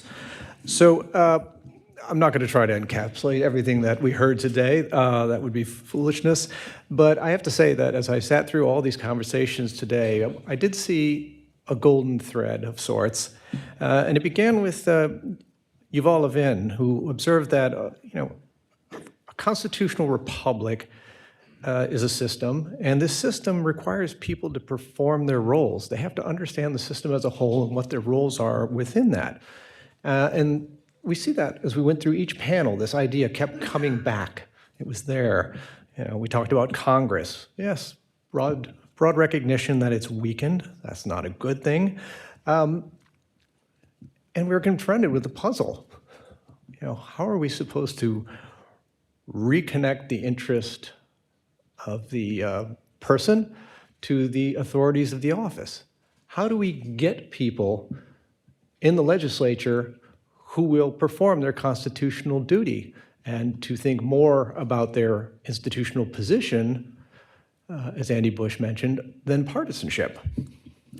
It's a tough problem. Matt Germer, when we were talking about election systems, one of the clear ideas there is different systems create different incentives. Candidates, I think it's often tempting to wave our fist at them and be like, you guys are idiots. They're rational actors. They are chasing data like crazy and gobbling it up and adjusting their messages, their behaviors, where they show up, everything they do. They are very, very rational in what they're doing, but we're not satisfied with what they're doing. And the question is, okay, well, can we create an electoral system that better selects for candidates? And I would say, how you define better can vary, but one consideration is, can you play your role as a member of a legislature and uphold those institutional duties? Getting on the panel, Ms. Williams was talking about the judiciary. Yeah, that brought up a couple different role confusions. She cited that it seems that the media has kind of gone into a certain kind of attack mode where the focus is on outputs. Do we like the outputs? If not, attack the court. Moreover, the energy gets spent not going through the decision itself so much. They don't want to bore readers with that complexity, but rather to impugn the motives of those who rendered the decision and to talk about whether or not they were nominated by this president and whether they were a member of the Federalist Society or some other organization. Again, let's not talk about the decision itself and whether it was right and how it altered and spoke to current law. Nope, too complicated. We're just going to shovel out to people a different story, one that gets them ticked off. And in the last panel, presidents. Wow, what a contrast. The Constitution creates the presidential role. Article 2 is quite brief, right? There's not a whole lot there. You look at a guy like William Howard Taft. He knew a lot about the Constitution. How did he behave as a president? He was very modest, certainly if you want to compare him to Teddy Roosevelt, who said, I'm president, I'm steward, and therefore, as such, I have to do what's right for the people, even if they don't agree with me. I am that guy. And over time, we've certainly seen both parties now increasingly look to a president not to be somebody who is deferential to a legislature and who aims to often look at a feuding Senate and House and say, how can I bring these people together? Instead, we have presidents who more and more seem to want to just stake out positions as opposed to pursuing policy. And as Andy pointed out, often they can do both. Drop an executive order on something that they're actually not allowed to do. And if they get lucky with the judiciary, they win. If they don't get lucky, they still win, because then they can wave their fist at the judiciary and talk about how the will of the people has been thwarted. It's a huge problem. And I think, going forward, one thing certainly I'm going to be thinking a lot about is this question of how do we expand both public and public officials' understanding of what their system is and what their roles are in it. It's not going to be easy, but it's hard for me to see how we're ever going to reform a system, how we're ever going to make our constitutional governance system work better if we can't at least get some idea of what the whole thing is supposed to be doing and where each of us fit in it. With that, let me thank you all, those of you in attendance, those of you online. Have a good day.